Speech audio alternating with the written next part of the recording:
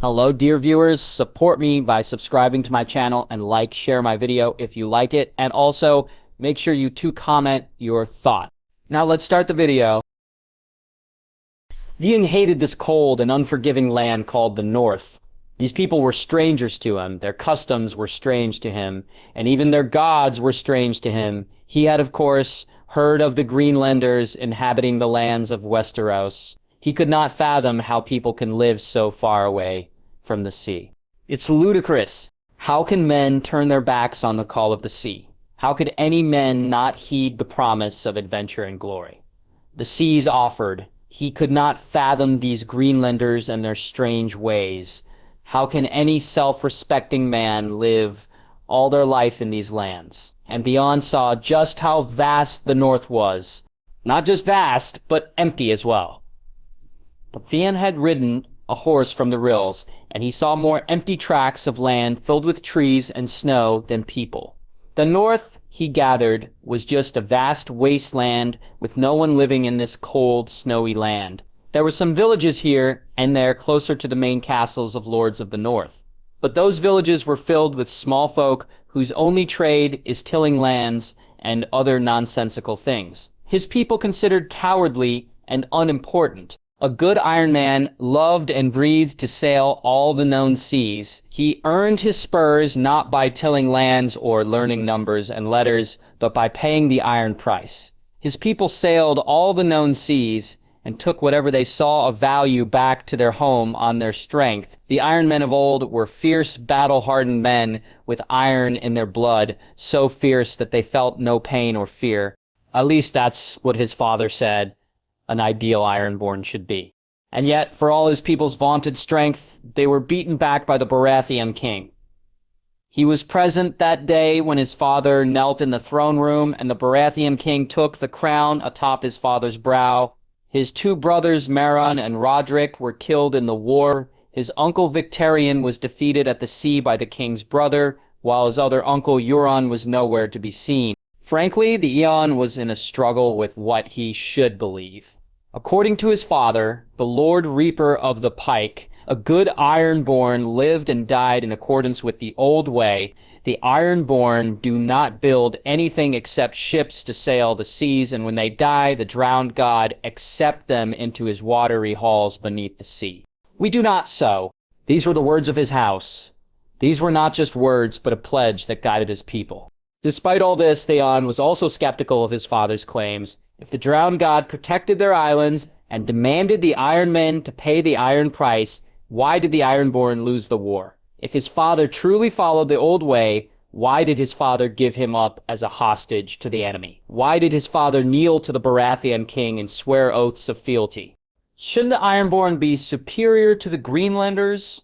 Why did they lose the war? Why did his brothers die if they were great warriors? Why did the drowned god abandon them when their ships were smashed in the seas by the Greenlanders? Most importantly, why was he the one to be sent to the north? Why wasn't his sister taken hostage? With his brothers dead, shouldn't he stay by his father's side as the heir of Pike? But no! Instead of being by his father's side, he ended up in the clutches of his father's enemies. Enemies who proved they are far more powerful than his father and his people. So, Theon was no longer sure what he should believe or who he should blame. Should he blame the Starks and Baratheons for making him a hostage? Undoubtedly, yes. But shouldn't the blame also lie at his father's feet for bending his knee to the Greenlanders? That's also a yes. This left the Theon disenchanted from everyone around him. He dearly wished his father would somehow save him from this place. Wrapping the clock flighty around him, he let out a shiver as snow continued to fall. Theon carefully took measured steps as he walked down a couple of stone stairs, lest he slips and falls. The slippery stone steps tested his balance, but he managed to stay on his feet, and finally embraced the safety of the ground. Theon. Hearing his name being called, Theon turned around abruptly, facing the cold Lord of Winterfell. He involuntarily let out a shiver as his eyes connected with the cold and different gray eyes of the Lord of Winterfell. Eddard Stark, the Lord of Winterfell and Warden of the North, was a cold man, a man who encompassed everything Theon has seen of the Northerners. Cold, emotionless, scary, indifferent, silent, and most of all, huge. Lord Stark looked like he could snap his father in half, although the man has nothing on Robert Baratheon, who looked like he could smash 100 Ironmen all on his own. If rumors were true, that's what the Baratheon king did in the Siege of Pike. However, Robert Baratheon was easy to laugh and made a ruckus wherever he went. That's not how the Lord of Winterfell behaved. The Northern Lord was silent, and as cold as the frigid air of the north. This made Theon all the more afraid of the Lord of Winterfell. The Northerner behaved akin to the sigil on his banner, a wolf that looked for weaknesses just before an attack. Lord Stark. Theon greeted the Northern Lord with a respectful nod, but Theon didn't know what else to do. He was not exactly sure how he should behave. His mother had warned him to behave respectfully towards his captors. His mother hoped the king would allow him to return home if he behaved well. Theon had also learned Lord Stark is good friends with the king, so he gathered he would be allowed back home if he behaved respectfully to the Lord of Winterfell. Theon, I gather your accommodations have been acceptable. Of course, Lord Stark, Theon answered. He was not even lying to be polite. The Northern Lord might be a cold, hard man, but Theon was treated well in the castle ever since he arrived. Servants arranged his bedding and prepared his bath every day. He was afforded a warm room in the castle that warded off the cold prevalent outside the walls of the castle. He was well fed and watered every day. Though his stay has only been for a week, he could find nothing to complain about the hospitality of House Stark. That's good to hear. I was meaning to have a talk with you, but the king and the guests took up most of the time. I understand, my lord, said Theon. Truly, there was nothing else to say. Not that he expected the Northern Lord to spend his time talking to him in the first place. Even his Lord Father rarely spoke to him. It was mostly his mother and his sister who looked after him on Pike. Even his older brothers, Meryn and Roderick, only took an interest in him to beat him up from time to time. Supposedly, the beatings were supposed to make him a better Ironborn. Seeing as both his brothers died in the war, Theon was seriously doubting the claims of his older siblings. Come walk with me, lad, said Lord Stark, taking the lead. Theon closely followed the Lord of Winterfell, who took a stroll through the grounds. People rushed about their daily business, but they all bowed or dipped their heads in respect before their lord. I was once fostered far away from my home, so I know what you are going through, lad, said Lord Stark, startling Theon. But of course, your situation is different than mine. I was sent to the Eyrie by my father to be fostered by Lord Jon Arryn. The Aryans and Starks have fought for thousands of years, so you can imagine it was no easy decision for my father, despite his tentative friendship with Lord Arryn. Despite many doubts, my father's decision turned out to be wise in the end. For when the Mad King broke his vows to the realm and became a tyrant, the Vale and the North set aside their differences to stand together. Lord Stark let out a loud sigh before stopping in his tracks. The Lord of Winterfell came down to Theon's eye level and placed his hand on Theon's shoulder. Perhaps one day you could become the bridge that does away with the enmity between our people and even unite us two kingdoms in common cause. Theon nodded as he somewhat understood what Lord Stark was saying. Good. Now, let me introduce you to my son, said Lord Stark, leading Theon towards the training grounds. Edard hid his smile behind a cup full of wine, as Helman Tallheart boasted of downing 100 Ironborn at the Siege of Pike with his bowmen. Of course, his fellow Northmen were not going to let the Maester of Torrhen's square. While you were at a safe distance, we Glovers were fighting side by side with Lord Stark. As I saw it, the Quiet Wolf took 100 squids on his own, said Lord Galbart Glover. It was a claim that was far-fetched, but wars tend to be exaggerated. House Mormont and House Ryswell also made bold claims. Don't let all the glory go to your head, Ned. I remember crushing more skulls of the squids than you ever did, said Robert, who decided to butt in. That's only 'cause you had a head start, your grace. Ned reminded. Ned, just let me enjoy this victory, said Robert, his words slurred by the wine. I'm sure the Ironborn fled once Lord Stark took the field. Who'd want to test their mettle against the man who downed the Sword of Morning and other Kingsguard knights, said Lord Glover. Well, I'll have you know, Glover, your lord became better with the sword because of me. I knocked him down enough times at the Eyrie with my hammer. Because of that, he's now a renowned swordsman, claimed Robert, with thunderous laughter. Ned was about to give a befitting reply to his old friend, but he took note of Maester Luwin discreetly vying for his attention. Ned discreetly stepped away from the group and approached Maester Luwin. My lord, there's a small problem. The troubled look prevalent on the Maester's visage made Ned frown in concern. What happened, Maester?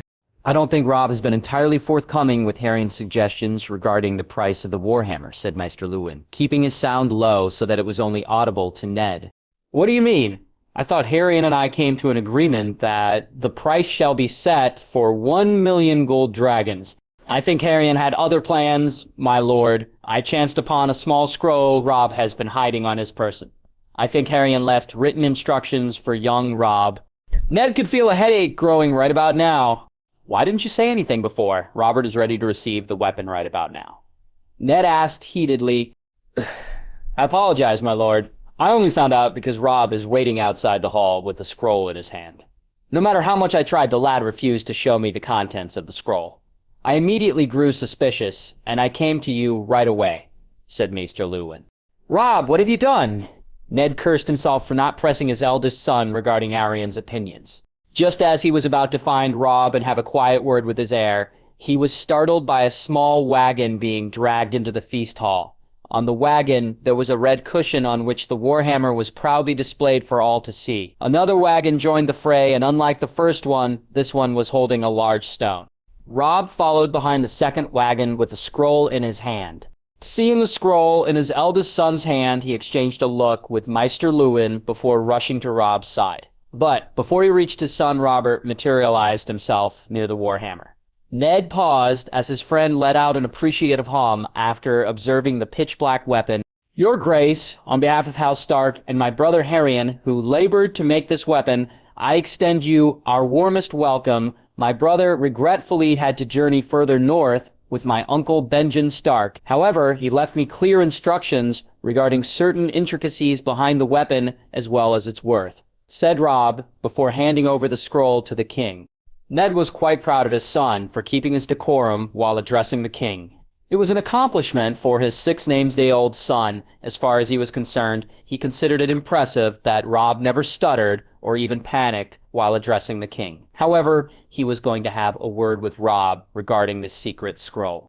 But that time would come. For now, he was curious to see what sort of trouble Hirion has left in the scroll.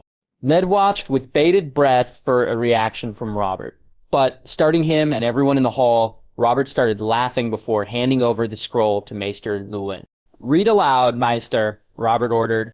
Though Ned was left in the dark, he nodded at Maester Luwin. Robert looked amused rather than offended, so he was half relieved already. Maester Luwin cleared his throat and began reading the contents of the scroll for everyone to hear. Your Grace. My father, Lord Eddard Stark, like most Northmen, is a simple man in nature. He exercises his power as a lord on his lands in your name, to the best of his abilities. He leads the Northern Lords as the Warden of the North, following the example set forth by his ancestors after Torrhen Stark knelt before the Conqueror. However, following one's duty and oaths are often taken advantage of by those who are undeserving recipients. This has been the treatment my people has always endured. For saving our countrymen from the destruction wrought by dragons, Torrhen lost his sole daughter to the schemes of House Targaryen. For staying true to our oaths and not rebelling against the Iron Throne, Jaehaerys the Conciliator stole our ripe farmlands, sentencing the North to a cruel fate. For staying true to our oaths during the Dance of Dragons, a promise was broken. The insults and rejection by the Targaryen kings continued all the way to the Mad King. However, dragons no longer sit the Iron Throne. The North no longer holds any allegiance to House Targaryen. As such, it is my distinct pleasure to present to you the weapon that may even shatter the bones of a dragon. No shield or armor made of steel can withstand a blow from this hammer and stay intact. It is as light as a Valyrian steel sword, but a single blow from this weapon can crush stone to powder. This weapon is blessed by the old gods of the forest. Drop a single drop of your blood on the pentagram, and the old gods will ensure only your progeny can ever pick up this hammer. This weapon is the most powerful weapon I have ever created. Just so it remains priceless. But for the King of the Seven Kingdoms, I require the price of 1,000,000 gold dragons, the legitimization of my half-brother Jon Snow, who shall take the name Jon Stark, and the return of the lands which was stolen from us by Jaehaerys Targaryen.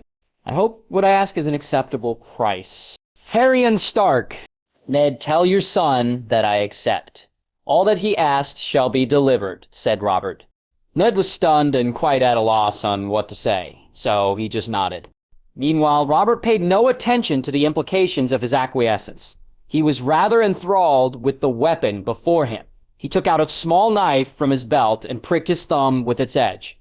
A small drop of blood clung to the knife's edge, and he smeared it on the pentagram. The 5-pointed star lit up with blood-red color before returning to its white color. Robert paid no heed to the mutterings of the hall and took the warhammer into his right hand. It was just as Ned's son claimed. The hammer was light, far lighter than his current weapon. He spun the weapon in his hand, and it sang as it flipped through the air. The men pulled a large stone toward Robert, and he decided to test out whether the weapon would perform as claimed.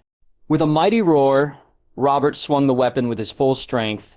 It was as if a wave crashed into the castle. Someone screamed in the background, but Robert paid it no heed, and neither did Ned. They were busy staring at the aftermath of God's grief. "I name the weapon God's grief," Robert declared. Ned looked at the remains of the large stone and thought the name fitting for the weapon. The hall was filled with applause as Robert raised his weapon high into the air for all to see. Gerion laughed like all other occupants of the hall, watching Galbart Glover trying in vain to lift God's grief. God's grief! What a pretentious name. Although in this case, King Robert was right to be grandiose about the name of his new weapon. In the king's hand, the weapon was deadly enough that it could cause even the gods to grieve.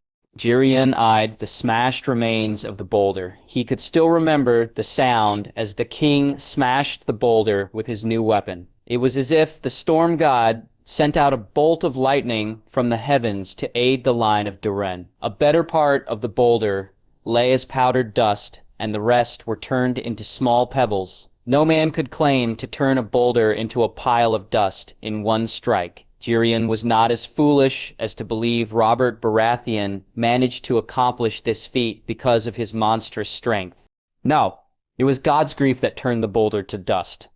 Gerion was quite sure of this. This realization made Gerion acutely aware of the possibilities of having the allegiance or even friendly ear of Ned Stark and Haryon Stark. For now, Haryon Stark remained a boy dependent on his family and the protective custody of the North. This will not be the case forever. The boy would grow into a man, and with the skill set the boy displayed, Haryon Stark will undoubtedly become a powerful figure that changed the course of Westeros. Even Gerion, who prided himself being disenchanted from the politics of Westeros, wanted Haryon Stark to be aligned with his family. If not House Lannister, some other house would undoubtedly snatch the boy away. By now, ravens should be flying to all corners of Westeros, carrying the word of the king's fearsome weapon. A weapon that can shatter stone boulders and can only be picked up by the king and his heirs. Gerion pushed back his musings to a corner of his mind as the northern lords broke out into boos and laughter as Galbart Glover gave up his attempts to lift God's grief. "Ah! You Glovers got soft hands. You need a real man for things like this," said Jon Umber. "If you are so confident, you brute, why don't you give it a try?" Galbart Glover challenged with rosy cheeks smarting from his failure. Challenge accepted. Glover, you can sit back and watch as a real man take this weapon, Lord Umber boasted before wrapping his meaty palms around God's grief's handle. Gerion observed the strain that Lord Umber's limbs endured as the Lord of Last Hearth tried to lift the king's weapon. The hammer sat there without moving an inch. Its black surface stood intimidating as if it was sucking away all the light. The silver 5-pointed star glowed eerily under the light of the chandelier up in the ceiling. Jon Umber grunted and groaned with effort, but God's grief never budged as promised by Haryon Stark. It was not long before the whole hall was breaking out into laughter at the expense of Lord Umber. "Where's the real man you promised, Umber? Or did your manly bits freeze off at Last Hearth?" Galbart Glover crowed with delight, the guests of Winterfell further descending into laughter as Lord Umber visibly doubled his efforts to lift God's grief. In the end, Lord Umber's legs betrayed him. The giant of a man fell on the hard stone floor, struggling to breathe properly amidst laughter in the hall. "A valiant effort, Lord Umber, but I believe you folks are not trying hard enough. Here, let me show you how it's done," said the king, who set his wineglass on the table and proceeded to skip towards the center of the hall, where the hammer remained unmoved, despite many trying their best. King Robert grinned as he gripped the handle of God's grief. With a mighty pull, the king raised his new weapon high into the air. Applause filled the hall, and the king's booming laughter mixed in with the applause, spread to all four corners of the hall. Despite knowing what to expect, Gerion was still left amazed at the fact that God's grief could only be raised by King Robert, if Lord Stark's son could will it, so that something can only be moved by those possessing the right blood. Then what else is possible? Could it be true that Haryon Stark can deny entry to a castle the same way? What about blocking an entire army from a specific region? Gerion thought about the many possibilities of the Stark boy's magic. He was by no chance an expert in magic, but still, he couldn't help but wonder. However, his musings were cut short as the king once again demanded the silence of the whole. It was 7 years ago, the dragons were dethroned, and Westeros was saved from the grip of a madman and his lunatic son. I don't claim to be a better king than my predecessors, but I think everyone here can agree that once I took the throne, the Starks have been gaining strength in numbers. I say more Starks is good for the kingdoms, even though I hope they don't inherit the frozen face of my dear friend.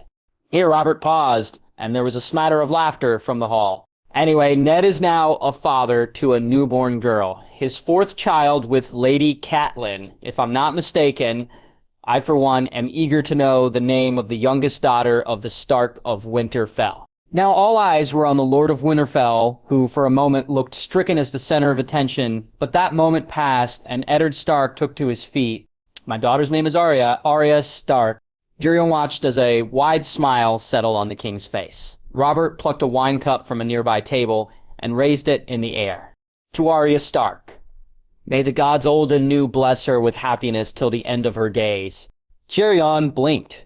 That was actually smart of Robert, and here he thought his niece's husband was an oaf. He picked up his wine cup and joined the hall in the toast. To Arya Stark. Gerion quietly slipped out of the hall while the lords, knights, and those of noble birth tried to once again lift the hammer. He wandered around the castle until finally he found his traveling companions. Most importantly, he found the Raven Maester whom Tywin had loaned him before he journeyed with the king. I have a message for Lord Tywin. Gideon Rodriguez tapped his foot impatiently on the floor as he waited outside the large oak doors. Gideon felt the chill of the stone floor and surroundings very keenly. The dew of early morning was also there to make this uncomfortable, but such inconveniences has to be endured, for there is a matter of great importance at play. Gideon couldn't help but take peeks from time to time at the intricate carvings of the large oak doors that remained closed. The Titan of Braavos was depicted on the doors in a way that gave the statue justice. He had, of course, seen many carvings of the Titan, but this one carved on an oak door inside one of the oldest abandoned mines of Braavos felt more authentic. Perhaps he felt this way because he knew of the powers that be behind these doors. Behind these closed doors lay the guiding hands that have shaped the past and present of Braavos. He did not doubt that the powers that be shall continue to guide Braavos long into the future as well. It was behind these oak doors the most powerful of leaders of Braavos gather. It was here policies were made, wars declared, and crises dealt with. In the end, this council was not just about the ruling. The council was bound by sacred trust passed down from the wise founders of this great city. Gideon was startled as he heard a bell ringing from behind the closed oak doors. Immediately, he stood up and approached the oak doors. He fished out a double-headed key secured on a chain around his neck. He put the key into the keyhole and gave a full clockwise twist before taking the key back. As he secured the key back on his neck, the doors swung open with a distinct growl. As usual, there was a lone table and a chair further ahead with a simple candle providing the sole lighting in a sea of darkness. Taking a deep breath, Gideon walked forward and took his designated seat. He placed the scroll in his hand on the table so that the council may see it under the candlelight. He looked ahead into the darkness, and he could make out 6 figures sitting behind a desk. He had no idea about their identity, sans their number, gender, and the color of their robes. All 6 were undoubtedly women of great power and wealth. He knew this, of course, from their sound and the golden keys proudly displayed on their necks. These 6 women were key holders of the Iron Bank. Going by the fancy keys dangling on their necks, he'd say their hold on the bank is considerably more powerful than other key holders. This is the extent of his knowledge regarding the council. The councilwomen all used iron masks to protect their identity. Not that he was in any rush to find their identity. He was quite afraid to bother his employers. It was common sense not to cross a key holder of the Iron Bank. Seneschal Radish, you have a report for us? I do, councilwoman. As usual, a detailed report is in the scroll. Say your piece, Seneschal. Gideon gulped at the sharp edge in the councilwoman's command. The Stark boy remains immune to the sickness. His cure has effectively wiped away the sickness from Winterfell. It remains at large at White Harbor, but it won't be long before the entire North emerge free from the sickness. Only silence greeted his report. Though a bit disturbed, Gideon continued with his report. There is, however, one more crucial piece of information. My people can confirm the Stark boy is not using any human sacrifices to fuel his magic. What? Gideon was a bit startled to get such a reaction from the council, but he got over the initial surprise quick. Yes, councilwoman, the Stark boy is not using human or blood sacrifices. He is using Firstmen runes to make these Valyrian steel weapons. Gideon could hear the council whispering amongst themselves, but it was not clear what they were saying. You are sure Harrion Stark is not using human sacrifices? One councilwoman asked. I am councilwoman. One of my agents had gained access to see with his own eyes as the Stark boy made his Valyrian steel weapon. Not a drop of blood of a human or an animal was used. There was no blood magic involved. This certainly changes things. We shall study your detailed report and wait for more information. In the meantime, keep an eye on the boy, but be sure to be discreet. As the council wills, it didn't take too long for the large oak door to close behind Gideon. His work was far from done. After all, other potential threats were roaming around the world that he needs to keep his eyes on. A boy at a barren wasteland like the North was not the greatest threat to Braavos. Harry watched on as Jon rubbed his hands as fast as possible to alleviate the cold. The cold air of the North was not easy to endure, despite his half-brother wearing a pair of woolen gloves. You are shaking like a leaf, Harry observed as he sat beside Jon. The campfire burned with red flames, but the heat was not sufficient. It also doesn't help. They were dealt with a series of harsh winds that carried the frigid air of the North. Aren't you cold? Squeaked out Jon with chattering teeth. Harry got the overwhelming urge to laugh at the voice of his half-brother. Jon looked like a wet cat in a rain.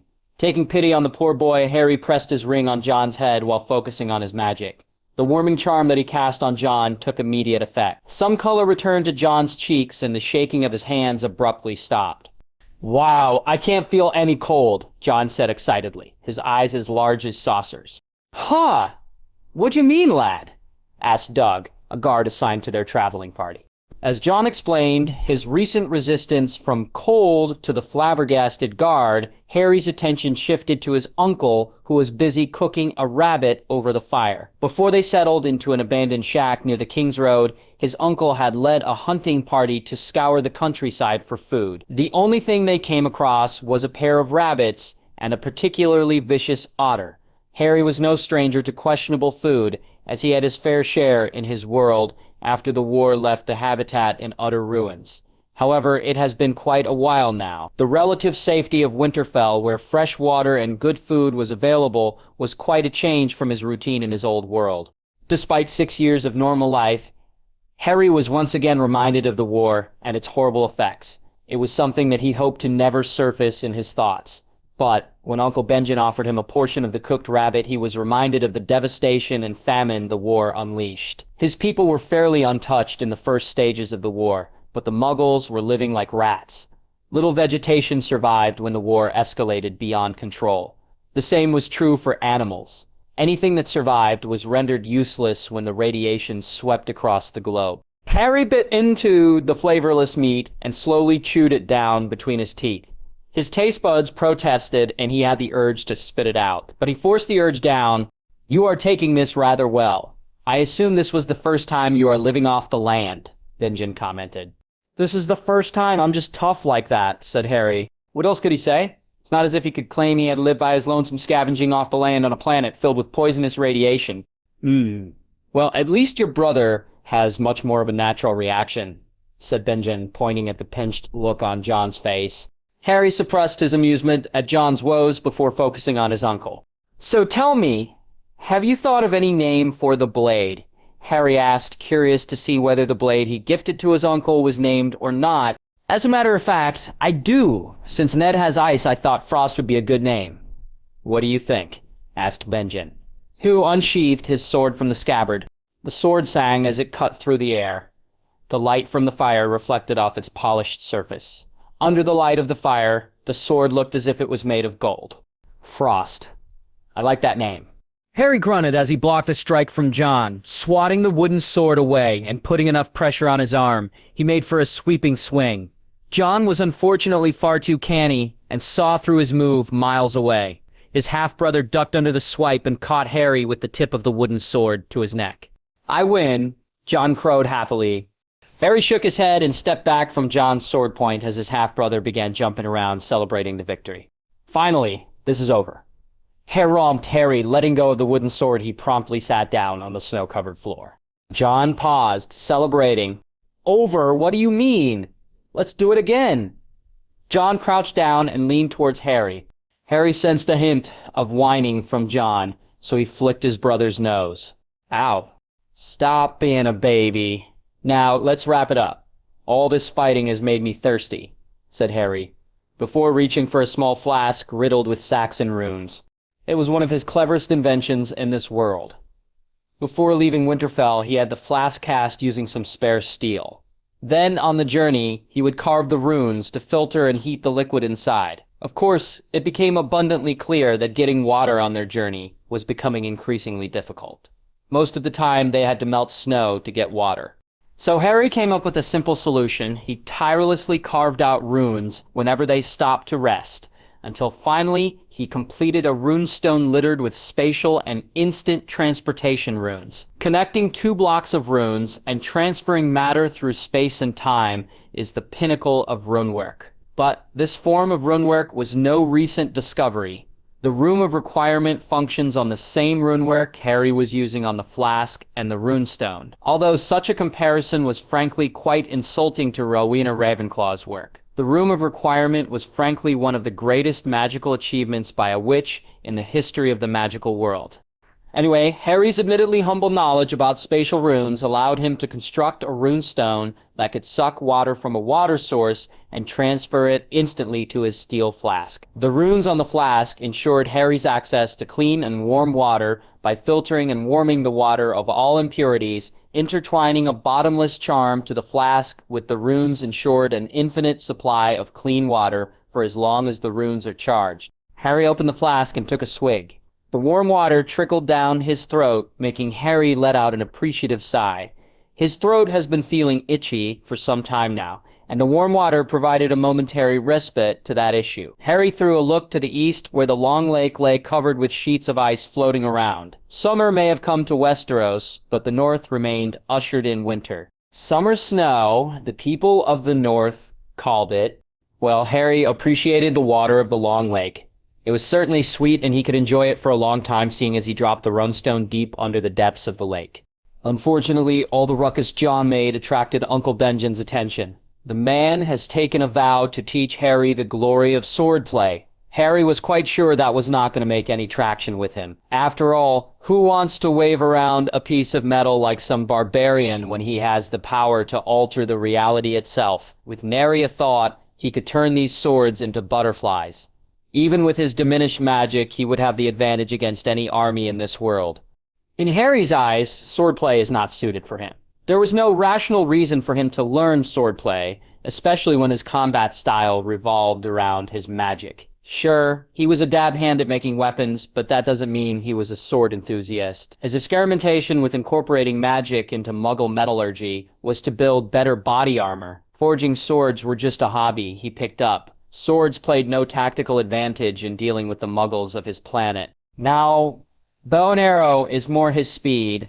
There was a certain elegance to the bow, and he could incorporate magic into the arrows. In fact, he had seen many French wizards use this method after magic started disappearing from the people due to radiation. Up you get, Harion, before this journey concludes. I'll make a competent swordsman out of you, said Benjen, an unusual gruff tone taking over the youngest son of Rickard Stark. You should focus on Jon. He is the one with interest in swordplay, said Harry, trying to bring in Jon and escape what's obviously going to be a lecture about the traditional importance of swordplay and whatnot. You can't avoid these lessons, nephew. Knowing your way around a sword is a necessary part of your education as a noble. How else are you going to defend yourself from your enemies? How are you going to stand by your brother's side when he becomes the Lord of Winterfell? Said Benjen. Harry barely resisted an eye roll. Does a king need to learn farming for him to fill his belly with food? Does a lord need to be a musician to enjoy music? Harry asked, which gave Benjen pause. Similarly, I don't need to learn swordplay to defend myself or my family. I can do that with my magic. Really? You can defend yourself with your magic? Benjen asked skeptically. I can't, Harry answered. Upon seeing the skeptical look on his uncle's face, Harry shifted tactics. Tell you what, we can make a wager out of this. You can use any weapon you want, and all you have to do is to touch my skin. If you can manage that, then I'll stop complaining and start learning swordplay in earnest. Harry offered, making Benjen raise his eyebrow incredulously. You will start taking the lessons seriously and stop complaining if I can touch you using any weapon. Benjen asked curiously. You don't even have to use a weapon to touch me. Use whatever you want. If you manage to touch me some way, then you would win the wager, and I'd be a good student. However, if I win, you shall no longer bother me in this matter. Uncle, do we have a deal? Benjen was a little bit perturbed by the confidence in Harry's eyes. Nonetheless, he was committed to seeing through this wager. Besides, it's not as if his nephew was proposing an impossible task. All right, Benjen shrugged before taking the wooden sword Harrion had left on the ground. Harry eyed his uncle from his seated position. He could feel the eyes of the guards directed in his general direction as well. He knew he should not be doing this, but if he could just stop all the nagging about learning swordplay, he could focus a lot of his time on his magic. As his uncle made to tap Harry with the tip of the wooden sword, Harry made a sweeping gesture with his hand. In the blink of an eye, the wooden sword in Benjen Stark's hand turned into a pair of white lilies. He loved transfiguration. It was one of his go-to branches of magic while dealing with the muggles of his world. Harry laughed before he applied the sticking charm to his uncle's feet, making the man stuck on the ground and unable to move forward. He watched on with amusement as his uncle tried in vain to dislodge himself from the ground, to no avail. That fancy sword of yours is no good if it can't match my speed of thought. Now you see why I don't bother with swordplay. While Harry was focused on his struggling uncle, he was not blind to the reactions of the guards watching the events unfold. Before this moment, he had never used his magic as a weapon, least of all before an audience. He was more than aware there was going to be a fundamental change in how these people were going to view him. But Harry was not as concerned as he was before. He was cautious thus far, only because his magic was fragile. But that's no longer the case. Of course, Harry was horribly weak compared to his prime moments in his world. However, in this world, his present level of magic was more than enough to defend himself should the worst happen. The power ring he constructed and the runic blocks he carved to stem the drain of magic from his body were working far better than he hoped. Harry could already feel enough magic at his fingertips for a fiendfire curse if he pushed hard enough. It'll certainly be a challenge to sustain the curse nonetheless. He was confident his magic was improving day by day. As such, Harry felt it was time to slowly display his power and let the people slowly adjust to him over time. There was no point in keeping the true extent of his magic hidden. Hiding was the mistake his people did on Earth. No matter how hard one tries to hide, truth has a way of getting exposed to the world. It may take a long time, but truth tends to materialize in the most unexpected ways. Taking the faults of his world into consideration, Harry believed it was better to confront the world rather than hide the nature of his magic. He was fully aware there were going to be issues, and it'd be a tremulous journey ahead. However, this struggle was part of life, and he theorized the decadence of the wizarding folk started when they gave up the struggle. Wizards had struggled with dementors, giants, werewolves, vampires, goblins, and other magical creatures. These struggles had left the wizards and witches in a position to coexist with magical creatures without compromising their society. If his people had shown the same resilience with muggles early on, then it was likely his world would have been better off. Anyway, what happened has happened. Despite being the recipient of the Deathly Hallows and achieving a higher state of connection with magic, he had his limits. Master of Death. A pretentious and misleading title, Harry thought. Further thoughts were put aside for the moment when his attention shifted to the edge of a long line of trees near the long lake. There was something moving between the trees at a rapid pace. Harry was not the only one to take notice. The guards around him also had their attention on the cover of trees. They didn't have to wait long before the culprit stepped out from the trees.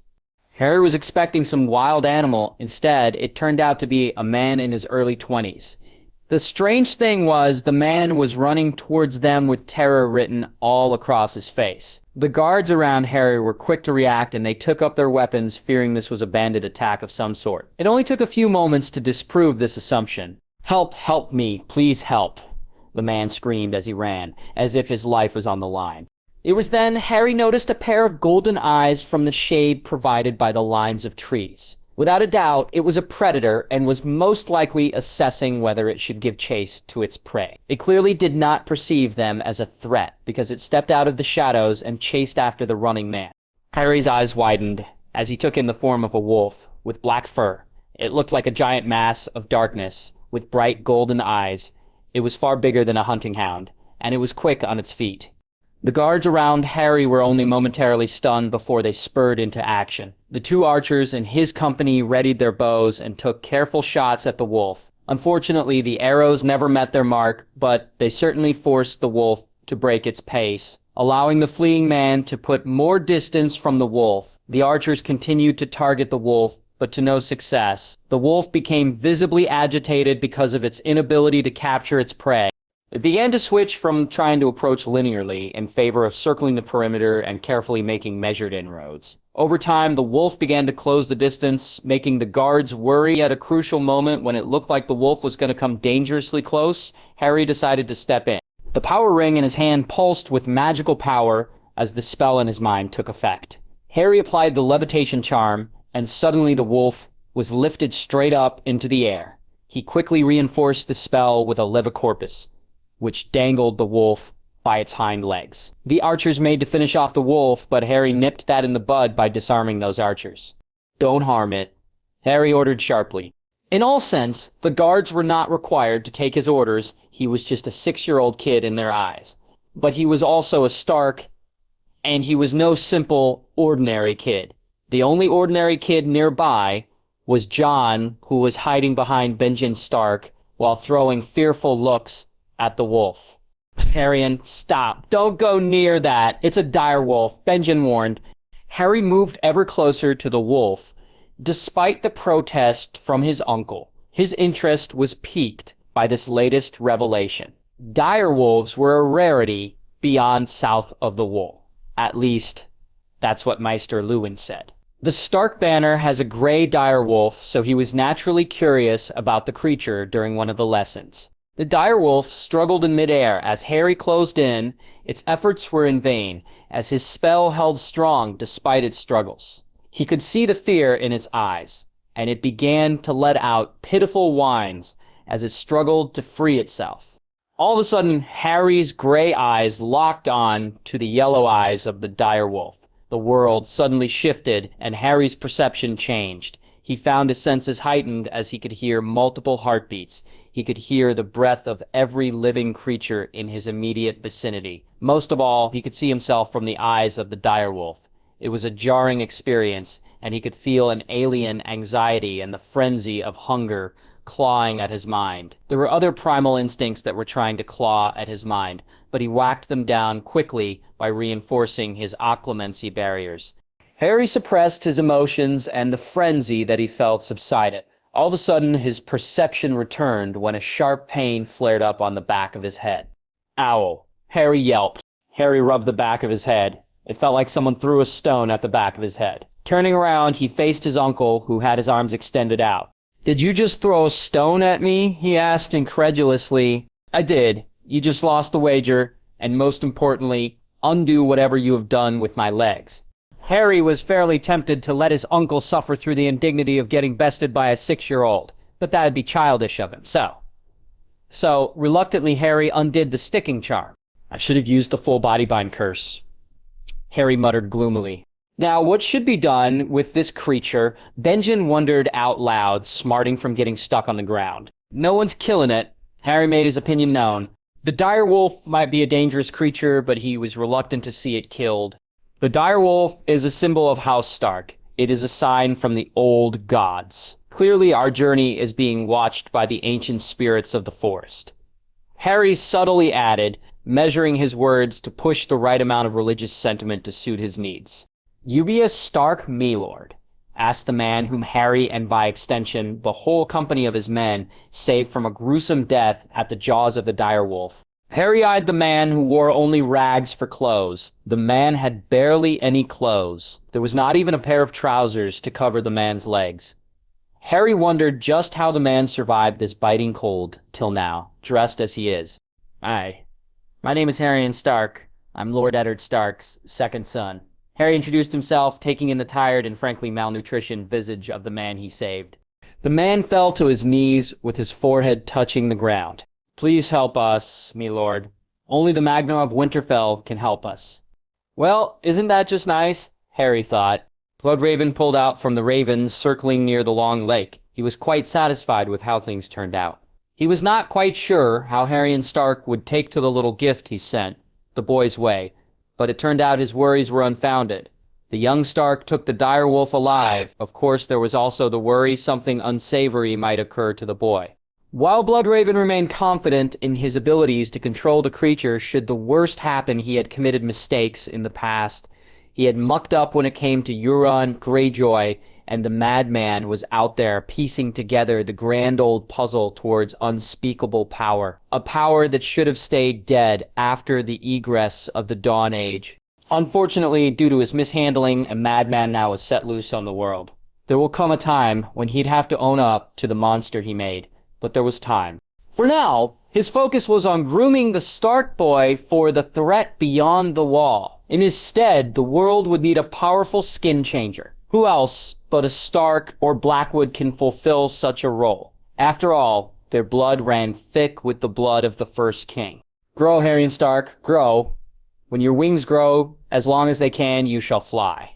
The lands of the mountain clans were far from suited for travelers. There was only so long the horses could safely travel. For the rest of the journey, they had to take it on foot. There were no clear roads ahead to the scattered villages of the mountain clans. The best of the paths were filled with stones, thick vines, and whatnot. The thick woods surrounding the path they took were filled with wild boars, shadow cats, and other deadly creatures. But most of all, this trip was getting hampered by bees, leeches, and mosquitoes that were giving them a bloody welcome. Harry was seriously thinking of attempting to make a broom. He was getting tired of moving on his foot or even using horses for long journeys. A broom should solve his problems. Apparition should have been a fantastic solution, but Harry was not willing to test it out because of a lack of magical healers. If he managed to splinch himself in the process, it will certainly be difficult for him to reverse the effects by his lonesome. "Are we there yet?" asked Harry, tired and getting frustrated as there seemed to be no end to this journey. "Nearly there, me lord," Jen answered. Harry regretted saving the man from the direwolf's jaws. The man somehow managed to convince his uncle that it'd be a great idea to visit the lands controlled by the Burleys. As if a journey to Skagos was not enough, his uncle, for reason unknown to him, readily agreed. He was not the only one hating this trip. Harry eyed the black direwolf inside the makeshift cage they had built up. Some careful application of binding magic saw to the direwolf being confined to the cage safely. Harry even applied a feather-like charm on the cage for good measure. This eased the burden on the horse that carried the cage, although Harry had to recast the charm daily as the magic would frizzle out by night. The direwolf growled at Harry, showing his displeasure. "Yeah, you and me both, Fenris," Harry muttered while turning to Igen, accusingly. The direwolf let out another growl, probably hating the name he gave it. But Harry gave it no mind. If it didn't want to be in this position, it should not have charged out of the safety of the woods. Harry picked up his pace so that he was level with Benjen. "Why do we have to go meet the Burleys?" Harry asked once he was near his uncle. "Because we are Starks.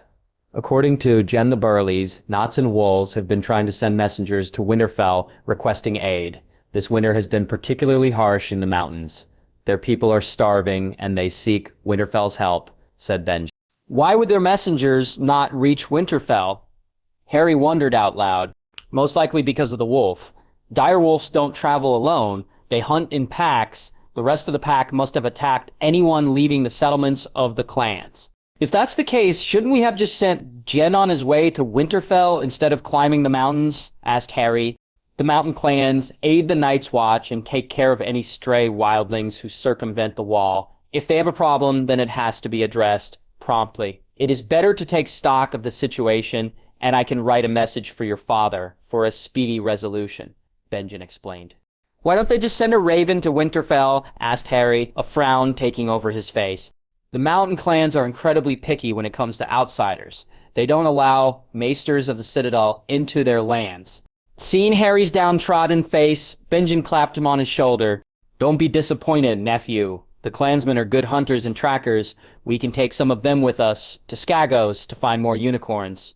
With that settled, they continued the journey in earnest. In the end, it took the better part of the week for them to reach the first settlement, by which time Harry was ready to experiment with another piece of magic he has been working on for quite a while. The mountain clans just happened to be on the path for Harry.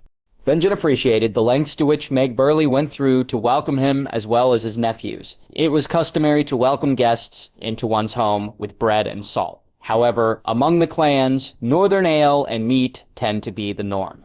Benjen drained a full horn of northern ale in one go to the applause of the Burleys.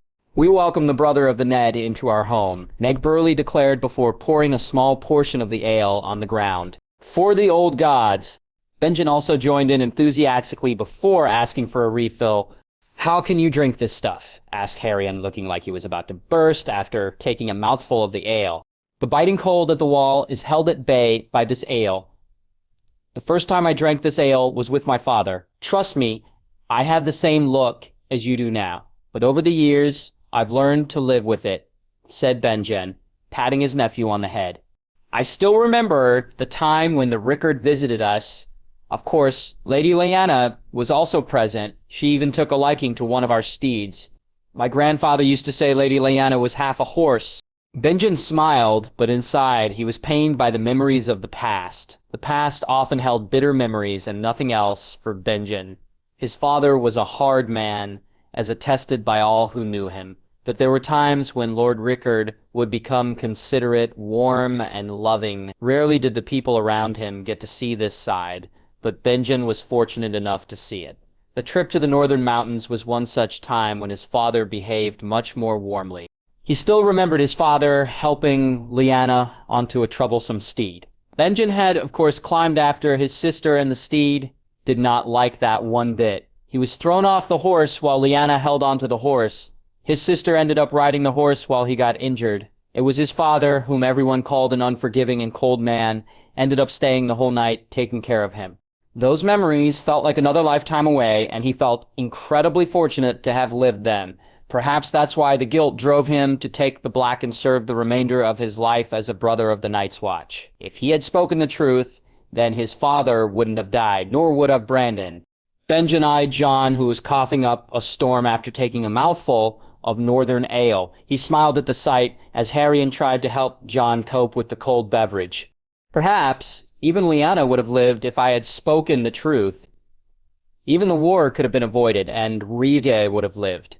Jon would have grown up with both his parents, Benjen thought. Even Benjen was in the dark of many undercurrents that happened. For example, he could not fathom how Lyanna fell in love with Rhaegar Targaryen of all people. The man was married and had 2 children. And there's the whole mystery of how Rige took Gerion fell for his sister. At least his sister had heard stories of the Silver Prince who could make maidens cry with the magic he works on his harp. As far as he was aware, his sister should not have been a well-known figure before the events of the tourney of Harrenhal, so it stands to reason that Rige only became interested in his sister as the tourney progressed. It's an awfully short period of time for someone like Rige to have developed strong enough feelings to end up eloping with his sister. After all, the man had shamed his wife in front of the 7 kingdoms, and then doubled down by eloping with Lyanna. So even Benjen, who knew better than most about the events around Rhaegar and Lyanna, was still stumbling in the dark. The only people that knew the truth unaltered were dead beneath the soil. Even Edard, who managed to have the final word with Lyanna, knew little of what truly happened. In the absence of truth, he could only find comfort in blaming himself. And that led him to take the black, despite objections from his elder sibling. In his own way, he could serve the North and protect what generations of Starks have built and preserved. Just so, Benjen took stock of the issues plaguing the Burleys. The small plots of land with crops planted were destroyed by the harsh winter. The mountains of the north were famed for producing fresh and tasty apples, cabbage, turnips, carrots, pine, etc., which they used to trade away for wheat, fur, spices, and other essential commodities. However, Benjen could only take stock of the apple trees and pine that has managed to produce enough fruits for the clans to trade away. The rest of their products took a beating, and they have barely enough products to be traded away for other essential commodities. And this was just one of the many settlements of the mountain clans. If he was to take the word of Meg Barley, then the other settlements were not faring any better. That's a lot of loss for a community this far away from any trade ports to easily handle. Tyrion commented, You're right. Benjen agreed. This is far worse than I thought. They'll need more supplies coming in. Of course, we will most likely have to ask for extra grain from the Riverlands, or maybe even the Reach. I have another idea if you're willing to be a little bit patient, said Harry. Benjen frowned. Don't tell me you can magic food out of thin air. Not thin air. How good are you at carving runes on a stone? If Benjen could only look at his nephew with a look of total bewilderment, what does carving on a stone has to do with feeding a whole community? Apparently, there was a lot of merit in carving squabbled lines. Benjen only learned that when his nephew decided to spend a whole week on the Barley Land teaching anyone who'd listen to make perfect copies of a sample rune stone. Of course, his nephew sold the whole thing under the pretense this was some fabled gift from the old gods and Brandon the Builder. Such ridiculous stories might fly with his elder brother, not Benjen. Benjen has seen the extent of magic Gerion was willing to show throughout their journey. With what he has seen so far, he could not make any connection between Gerion's magical ability and the old gods. In all the time he served at the Wall and the ranging beyond the Wall, he has come across many strange creatures and magic of some form or another. He was not like those southern origin Black brothers who easily dismiss the tales of Skinchangers and Green Seers as myths or mere stories. But he has never seen or heard of the things which Gerion can do with his magic anywhere else. With just a wave of his hand, Gerion had immobilized Benjen. Gerion did the same to the direwolf and even had the wolf floating in the air. Then, all this way, the wolf could hardly move because Gerion locked up the wolf's limbs with magic. Then there was that magic flask that conjures up warm water. He had tested the flask by holding the flask upside down. Water continued to flow until a large puddle formed right before his eye. It was as if the flask contained an ocean of water within which was ludicrous to think. But Benjen had no other choice but to believe this to be true. And now, his nephew claims he can do some miracle to alleviate the food shortages. So, how's this going to work? Asked Benjen, as scores of people carved runes as they speak. It's a complicated process, but I'll make it simple for you. A portion of the runes will ward off the biting cold ad, keep the land warm. This will help in the growth of the crops. Another portion of the runes will pull the needed organic matter for the crops to flourish. Then the magic that I imbue into the rune stones shall work to speed up the growth of the crops, said Harry, with the ease of discussing the weather. Benjen looked at his nephew as if Gerion had grown another head. You are telling me that these stones of yours can grow crops because they have some magic in them. How long does it take for the crops to grow if we do this? 2 to 3 days, if the magic is strong enough, said Harry, shrugging his shoulders. Although quite struck by the notion that his nephew could easily alleviate food shortage for the North. Benjen held it in and acted as if nothing was out of the ordinary. The sheer potential behind his nephew was enormous. Harrison could change the North like Garth the Green Hand changed the Reach. If the true depth of Gerion's abilities spread wide, Benjen realized his nephew would attract all sorts of attention. Most likely not the good kind, as Westeros is filled with vipers ready to strike at anyone trying to shift the careful balance of power. It's bad enough that Gerion was already famous for spawning out Valyrian steel weapons like a baker making bread. All this attention may also endanger Jon. More than ever, Benjen became determined to increase the training of his nephews. In Westeros, every advantage should be exploited to the farthest extent if one intends to survive. And these two are going to need a whole lot of luck and skill if they are to face the world. Edard massaged his temples as he sifted through the stack of parchments on his desk. With Robert giving a blanket agreement on transferring the gift to the North, he was left to pick up the pieces of the aftermath. The gift has been stripped bare since King Jaehaerys made the official declaration to transfer the lands to the Night's Watch. The small folk of those times steadily made their way out as they didn't want to live without a lord's protection. As Edard understands, there are only very few scattered settlements here and there along the length of the wall. It was a large piece of land, the gift. The castles of past time were falling apart and none of them was livable. If the gift is to be assimilated, then these castles have to be revived. It will be costly, and House Stark certainly does not have the finances to restore all of them. However, since this was Harrion's fault, he'd used the boy's earnings in this costly venture. If only his woes stopped there. The reviving of those castles at the gift raises the next question. To whom should these castles go? Still worrying about the gift, my lord? Asked Maester Luwin, as the old Maester walked into his solar. It is easy for Robert to grant the wishes of a boy who knows nothing of the woes he has unleashed with his incessant demands. I'm sure Harrion thought he was helping the North, but he has certainly made my life more difficult, said Edard. Lady Catelyn has yet to speak to you, asked Maester Luwin. Catelyn holds me responsible for Robert legitimizing Jon. She thinks I sent Harrion and Jon away because I knew of the matter beforehand.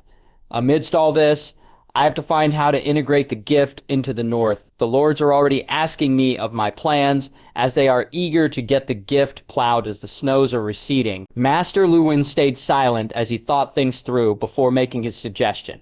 In the past, House Stark used to send their distant cousins or third sons to the gift and let them watch over the lands in their lifetime. Edard shook his head. As you obviously know, Maester, there are far fewer Starks than in the past. Not true, my lord. Your brother Benjen Stark is still available. Maester Luwin suggested, making Edard frown.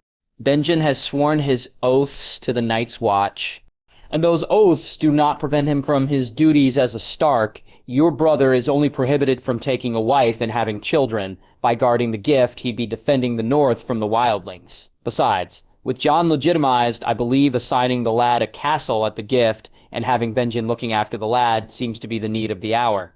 This should help Jon start a cadet branch of House Stark, consequently alleviating some of Lady Catelyn's fears. Edard leaned back in his chair, letting out a sigh as he mulled over Maester Luwin's suggestions. There were merits to what the Maester said, however, he was not ready to have Jon leave the protection of Winterfell. The gift is not safe for a boy of Jon's age. The wildlings occasionally breach the wall and attack the settlements near the area. He could not consciously send Jon away to such a place, even if the lad has Benjen for company. Jon may not be his son, but Edard had raised the lad as one. Jon's place is here in Winterfell with the rest of his family as Lyanna would have wanted. Jon should be here where his mother sleeps. If you have difficulty in sending Jon away, then have Harrion stay with them as well. Consider this as fostering for the boys. Maester Luwin suggested. No. Harrion is already being sought after by Lord Tully to foster. The Northern Lords are also eager to foster the lad. Whatever choice I make, I'm bound to snub some lord somewhere. Edard said tiredly. Perhaps a tourney between the northern houses should do the trick. If you are keen on seeing Harrion be fostered to a good family, then a tourney should settle the issue. Maester Luwin suggested, It's not that I'm eager to send Harrion away. Robb is the heir, and he needs to grow into his own man rather than follow Harrion in everything. Living apart from each other should let them grow strong on their own, Edard explained. He has been thinking of ways to make Robb more independent after the lad saddled him with all these recent problems. Harrion was too far developed for Robb to grow into his own. Keeping them together would only dampen Robb's sense of self and turn his heir into a weak man, and weak men cannot hold the North. If Robb is to be the Lord of Winterfell, he needs to be strong on his own merit. The North cannot look at Robb and see a puppet instead of a leader. This much Edard knew.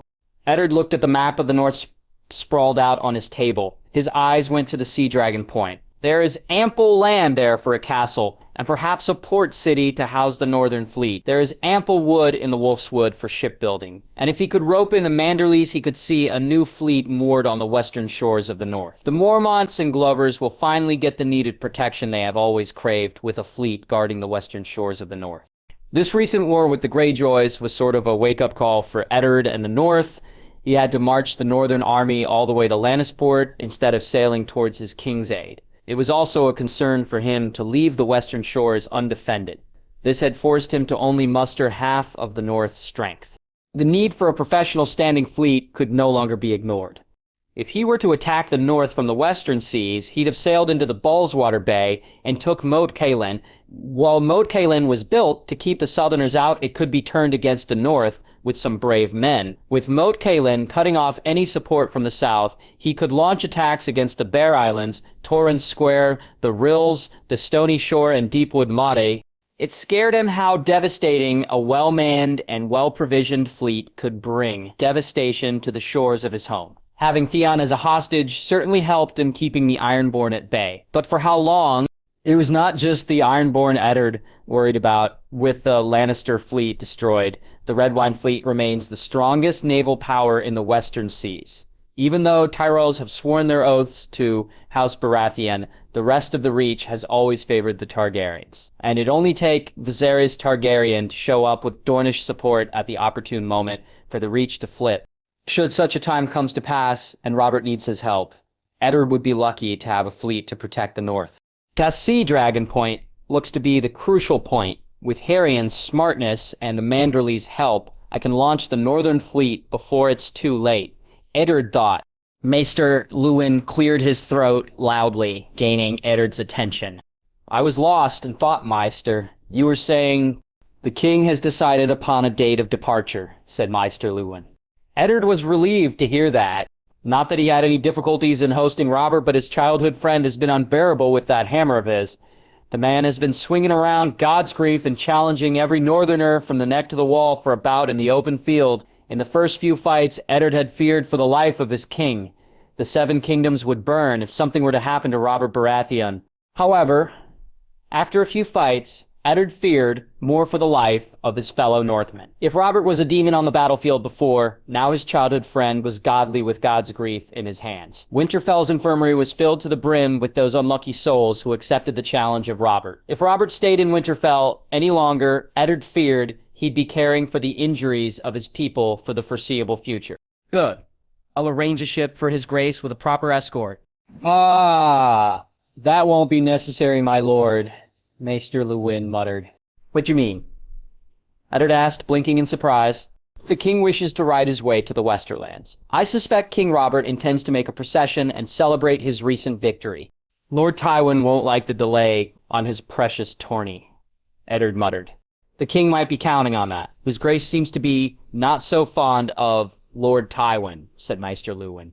I'll talk with his grace. With men away at war in the Iron Islands, the land is teeming with bandits.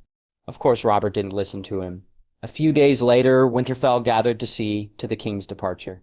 Back to Lion's Den I go, Ned. Are you sure about not coming? I could use a wolf, even if it's the quiet wolf. Edard smiled at Robert's jape, but shook his head. I've had enough of the south, your grace. Now, let me hold the north for you. Robert grinned and embraced Edard, patting his friend's shoulder. Robert pulled back before mounting his horse. You do that, Ned. Let's see whether I can crack some skulls in the Westerlands. There are bound to be some kin of the old lion that needs a good beating. Robert, be careful. Edard warned. Ha, you worry too much. I've got the finest knight by my side, said Robert, pointing at Ser Barristan, garbed in shiny white armor. Then there are the heroes of Pike with me, and a weapon that can make a god grieve. Who'd have the balls to challenge me? Robert raised God's grief high in the air and let out a shout before riding off. Edard let out a sigh and watched his childhood friend and king ride off with a strong escort. He had charged Jorah Mormont and Jury Castle to lead the escort with good Northmen under their command.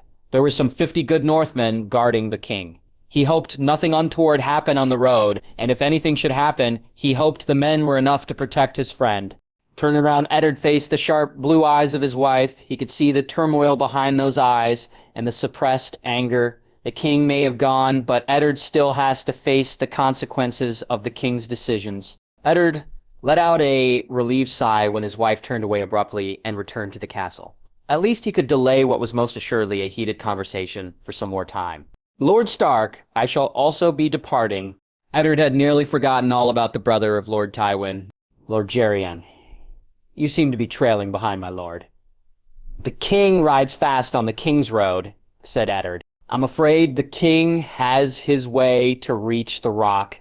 Mine, on the other hand, takes a whole lot more time. I've yet to see the greatest feat of men with my own eyes. So, further north shall I go to feast upon the mightiest construct of the world, said Gerion, excitement shining in his eyes. You were going to the wall? Edard asked in surprise and a tad bit disappointed. But of course, he was careful to not let his true feelings slip into the conversation. Of course, and who knows, we might meet again soon. Lord Stark, I thank you and your family for your hospitality. Edard nodded and watched the man, and a small company of men ride further north. It seemed I may have tired of the South, but the South certainly has not got tired of me. Benjen breathed in the fresh, warm air up in the northern mountains. There was a tangible change everywhere, and it was acutely visible to the naked eye. He gathered it was more intimately felt by those who called these mountains their home. That's why he was not surprised to see celebrations all around him. Drums were booming with sound, fiddles were spewing out new tunes, and people were either dancing or singing. Songs old and new. Some popular and other not-so-popular ones were being sung. People were happy and were not shy to show their appreciation to his nephew, who snowballed this whole thing. There were ample reasons too, especially when a whole lot of people were skeptical of his nephew's plan to bury some fancy decorated stones all around the farmlands. Not even Benjen, who had seen many bountiful harvests by his father's side, has never seen a crop yield like this before. Benjen took an apple from a nearby cart into his hand.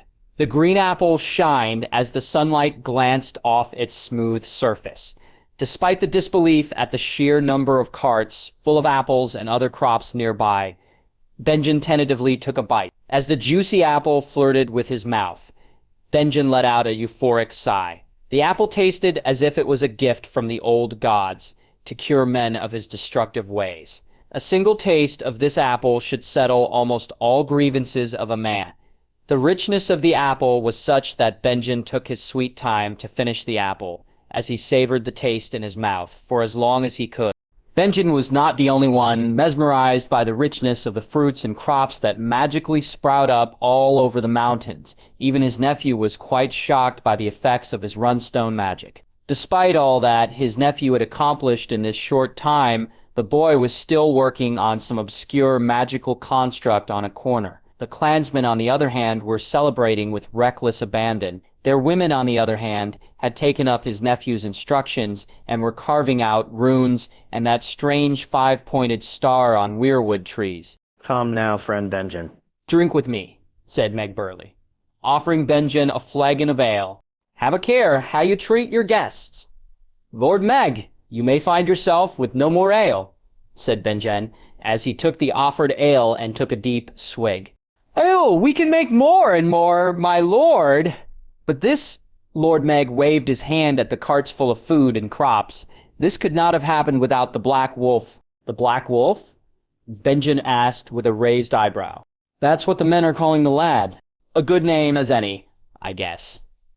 Benjen shrugged and went back to draining the ale he was offered. Benjen found no surprise in his nephew picking up a name of his own. Frankly, he was quite surprised. The lad was not known with some strange name once he heard of Harion's proclivity as a smith. It's not like there was any other being in the world capable of forging Valyrian steel weapons. The secrets lost in the flames of doom were now within the grasp of House Stark. With the usual tendency of Westeros to put a name to everything that remotely looked like an exceptional personality, Benjen had expected a fancy name for his equally fancy nephew. Although I wouldn't have named the lad after that wolf of his, said Lord Meg. Benjen hummed but did not say anything to that. It came as a surprise to him and almost everyone when one day the direwolf they had captured set itself free and decided to follow around his nephew like a lost puppy. At first, the clansmen were understandably spooked by the wolf, but even they have grown accustomed as days went by without any hostility from the wolf. The clansmen believed the direwolf was a gift from the old gods to his nephew. Benjen was not keen on believing that the old gods had any stake in this issue. He had his doubts, but the Starks in recent times have not exhibited the skin-changing ability for generations. Sure, there were some ancestors who showed an affinity to warg into other animals. Their numbers were few and often spontaneous in time. Though House Stark has the bloodline of the Warg King, the ability itself has always skipped a few generations to crop up. However, Benjen wouldn't put it past his nephew to be a warg. Harion has become so much more than any Stark in living memory. Being a warg would be the least of his nephew's accomplishments.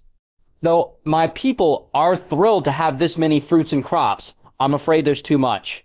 Most of this is going to get spoiled as we lack the ability to transport all of this to the mainland, said Lord Meg, looking guiltily at the crops and fruits around them.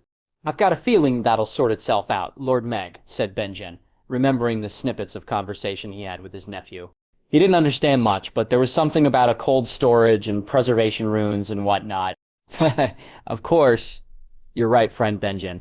Lord Meg barked out a laugh as he slapped Benjen on his back. My people were starving a few days back, and look at them now. Benjen was a bit startled when a bard suddenly worked his fiddle on a familiar tune. It was certainly an old folk song that spoke of the North's past. Then the song reached his ears, but the old song was suitably changed towards the end to accommodate the recent developments. He didn't know whether to like it or fear the hidden implications in it. Long, long ago, a king walked the North, the first of all kings, who claimed these lands for his own. He led his people from the land of dawn to a land of children and their sacred trees. He brought the dawn to the western sea, and all was fair in the king's reign. The night grew dark. As the king breathed his last, the North bled as pretenders rose, his once fair kingdom falling to greed, the arrogance of man inviting doom to their shores. The nights grew cold, and days became short. The cold winds blew from farther north.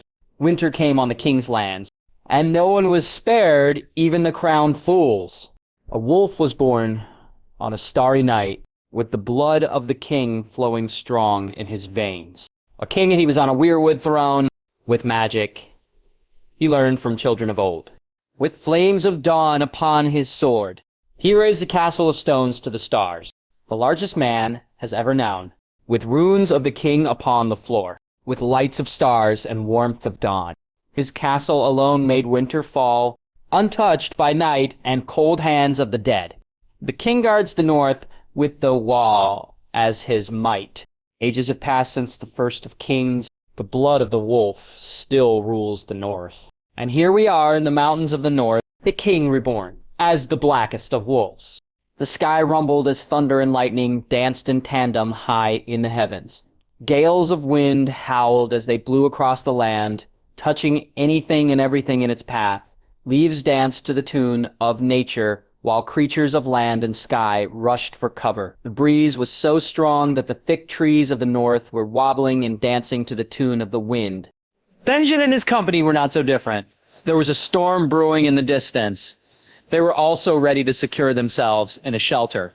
Unfortunately, they were far away from any castles to weather out the storm inside the safety of sturdy blocks of stones. They'd have to make do with a tent. And what a strange tent it was, Benjen thought, eyeing the small tent in the clearing. It was only as large as a horse, and yet the tent was holding everyone in their company, including the horses. Aren't you coming, my lord? The storm will not pass anytime soon, said Doug, a guard accompanying them on their journey. As the clansmen settled in, asked Benjen. Oh yes, the Black Wolf is teaching them his magic letters, said Doug. Benjen didn't know what to make of this. He had feared his nephew had ulterior motives in insisting on taking a few women in their group from the northern mountains. Benjen didn't say anything because he was in a state of shock after witnessing another feat of magic from his nephew. The excess produce in the land of the clansmen was an issue. While the clans would not starve and they had more than enough to trade away, a lot of the yield was destined to spoil. Transporting fruits and vegetables in the bulk along the treacherous passes of the northern mountains has always been a difficult endeavor. Just so, a large number of fruits and vegetables were destined to naturally spoil. It was inevitable. Yet his magical nephew offered a solution in his usual manner, with magic. His nephew had the clansmen make him crate after crate, then Gerion worked day and night to carve his magical runes into the crates. When all was said and done, Benjen stood witness to another impossible feat accomplished by his nephew. From what he understood of Gerion's explanation, the crates would preserve anything stored in them for an indefinite amount of time, so long as the magic sustaining it is properly applied periodically. This was a major accomplishment.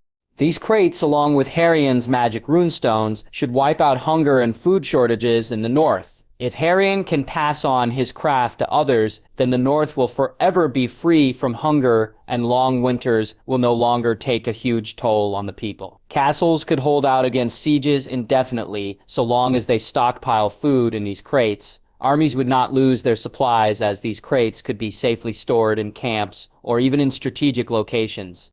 The social and military implications of what Gerion has done in the mountains and can do for the North were enormous. Benjen hadn't slept peacefully after they left the mountains of the clansmen, mostly because he was struggling to reconcile with the fact that his nephew was becoming a god in mortal form, to the common folk. If Brandon the Builder was the mythical hero, then Gerion was fast becoming a godly figure to those who stood witness to his nephew's magic. Benjen didn't blame them. Even he struggled to keep his awe deep inside at the feats of his nephew. And right now, there was another feat of magic that was on full display. The magical tent is bigger on the inside, while smaller on the outside. Benjen shook his head at the sheer impossibility of all of this, and yet it was real. His nephew was brazen in what he showed with his magic. The more Gerion reveals, the greater a target the boy will be for enemies of House Stark. There were definitely some dark days ahead for his nephew. He doesn't know when or how, but Gerion would have to face a lot of troubles for his abilities. Just thinking about all of this gave him a headache. Being the dendrophile he is, Benjen took one last look at the trees dancing in the wind before choosing to retire to the tent while Doug stayed outside to keep watch at the entrance. The moment Benjen stepped into the tent, he could feel his nephew's magic in the work. A moment ago, he was cold and wet. Now inside the tent, he was warm and dry. Amazing. Benjen muttered as he felt the startling change. This was far better than Winterfell. And that was usually hard to beat, as he had traveled to many castles, and none could beat Winterfell in comfort, and now a small tent raised by his 6 namesdays-old nephew managed to change that perception. The tent was spacious, Benjen noted. Far more spacious than it was supposed to be. He could not see his nephew or the company of men. He was in a long passage with a gray curtain on either side.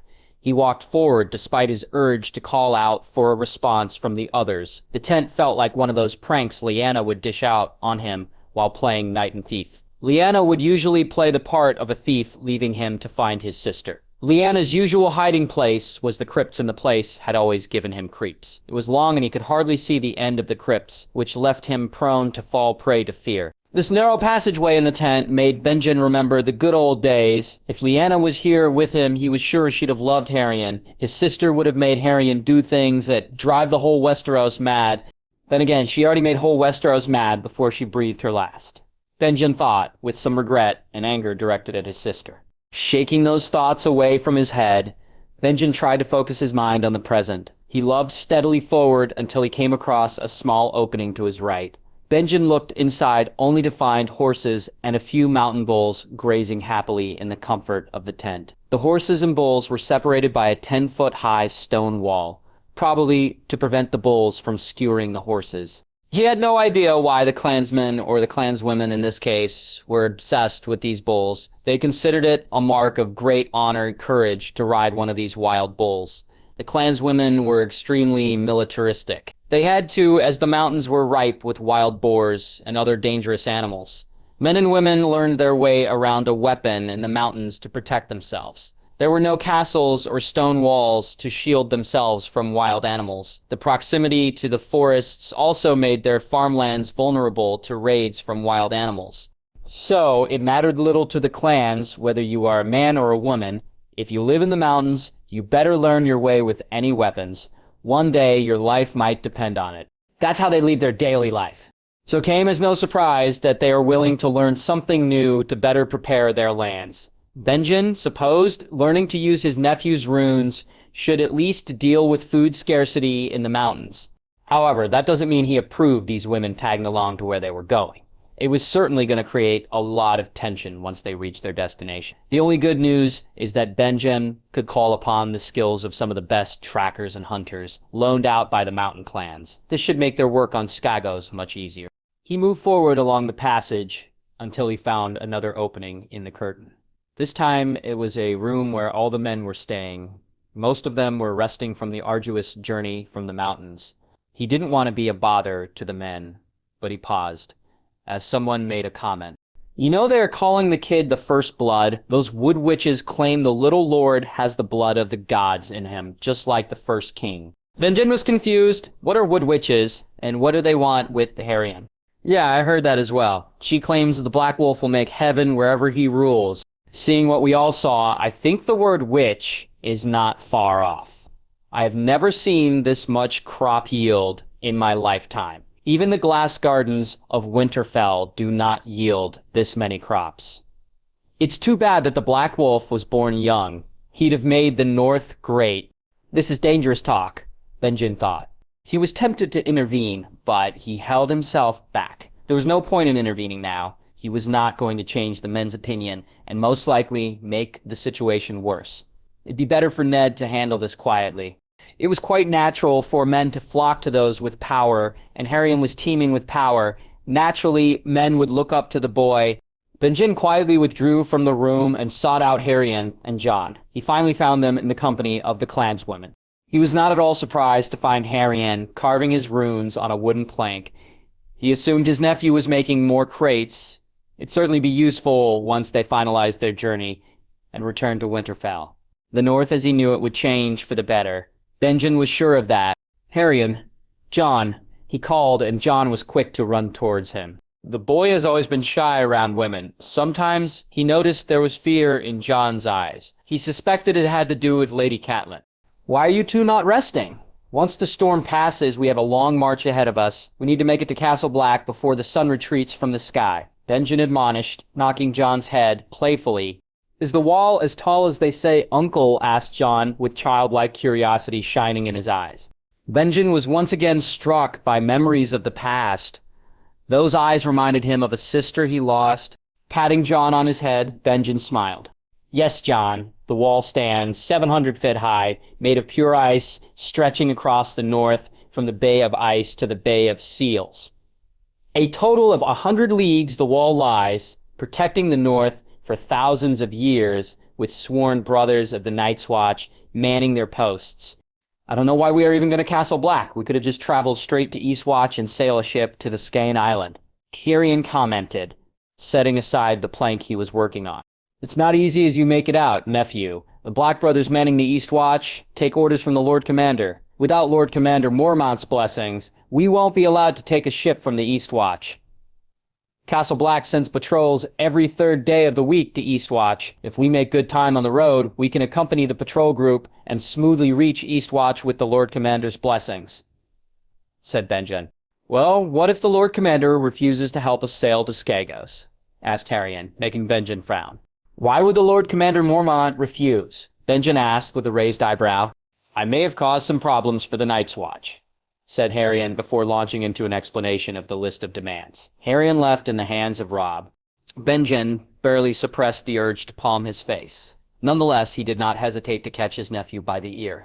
It's no wonder why Lady Catelyn described you as a serial troublemaker. Ow, my ear. Leave my ear alone. Gerion cried out, struggling to escape Benjen's hold. I don't think I'll be doing that. Do you know the trouble you must have caused for your father? What you need is some discipline beaten into you, kid. And I know just the right way, said Benjen, letting go of his nephew's ear. Take your wooden sword and come. You too, Jon. I think it's time for some practice. Corn. Here you go, you greedy rascal. Chewar snapped, as he offered a bowl of corn to his trusted companion. Giving Jorah an unimpressed stare, the raven gorged itself on the bowl of corn, happily. What shall you do, Lord Commander? Asked Maester Aemon. Jorah eyed the old Maester, and a hint of pity shone in his eyes. The Maester was old, far too old. It was a terrible thing for the old to bury the young. It should be the other way around. Yet, Maester Aemon didn't even get the chance to bury his family. A terrible turn of events for a former Prince of the Seven Kingdoms. If the gods were not cruel, the man sitting before him should have ruled the Seven Kingdoms, and most likely Westeros would not have bled as it did. Of course, the gods would never give power to those who deserve it. Despite all the injustice visited upon the man, Maester Aemon remained devoted to his duty. Age may have played a factor, but any lesser man would have jumped off the edge of the wall. Blind and physically impaired, the Maester still remains a brother and Maester of the Night's Watch. The man is the oldest soul at the wall. Many winters and summers have passed by, but Maester Aemon remains diligent in his duty. Reblood of the dragon indeed, a credit to the waning Targaryen bloodline, Jared thought. It is the king's decision, and the Starks have always been a friend to the Night's Watch. It'll be unpopular among many brothers, but we have no choice but to obey, said Gior, looking at the piece of parchment explaining the recent decision made by the king overturning the ownership of the gift to House Stark. Truth be told, he was rather relieved to learn the Starks were taking back the gift. The Night's Watch was stretched thin by manning the many castles along the wall. It was no secret in the north that the Night's Watch declined under Jaehaerys Targaryen's reign. Before the Conciliator came to the Iron Throne, the Night's Watch had enough men to man 17 of the 18 castles along the wall. Now they had barely enough men to man 3. There was too much ground to patrol, and he lacked the men to keep the wildlings out. If it wasn't for the mountain clans and Umbers, the north would have been overrun by wildlings. I suppose Lord Stark will be assigning new lords to the castles along the gift. It'd certainly give a level of safety for the small folk, said Maester Aemon, approval clear in his words and tone. Many Black Brothers will be disappointed, I'm sure. The illusion of power they enjoyed over the scattered small folk settlements will go away with northern lords flocking to the gift. Many would have me protest strenuously against any change of ownership of the gift, said Jar, rubbing his pet raven on its head. The Night's Watch may not partake in the matters of the Seven Kingdoms, but the Seven Kingdoms certainly do partake in the matters of the Night's Watch. The Watch is in decline. Perhaps you should present the change as less work for the Night's Watch, Maester Aemon suggested. Something along those lines should be done. Easter away, I shall travel to Winterfell and speak with Lord Stark. It'll be better to say our piece before the Lord of Winterfell decides on the fate of the castles. It'll also be a good time to see who'll be our new neighbors. Astute as always, Lord Commander. The doors to Jur's Solar open to show Mance Rayder by the doorway. Sorry for disturbing you, Lord Commander Maester, but there is a party in the distance from the south. They carry direwolf banners. The Starks? Gior whispered to himself. Looking outside the window, he could see the banners in the distance. Must be Benjen Stark with an escort from Winterfell, said Maester Aemon. Geralt grunted, but did not say anything else. I know soon enough. The wall. Harry had only heard of hearsay and some details from the dusty old tomes of Winterfell's library concerning the wall. He always took any information he could find in those dusty tomes with a grain of salt. In the case of the wall, this was more so simply because he could not fathom how a culture that raised the wall lived in abject poverty. There was no question that the North has remained poor. Unlike popular belief, Harry was not inclined to put all the blame on the weather and the dwindling population. There was that factor, but they were not the major cause. The major cause has always been the lack of conservation of knowledge, refusal to innovate, and disastrous leadership, and Harry was not blind to the contributions of House Stark in this perpetual disempowerment of the North. His ancestors took pride in doing nothing. And if someone came along that tried to change something, their work will get undone by a moron in the next generation. Brandon the Burner came to Harry's mind. The Starks, instead of showing the fool for what he is, chose instead to show Brandon's love for his lost father as the highlight of the incident.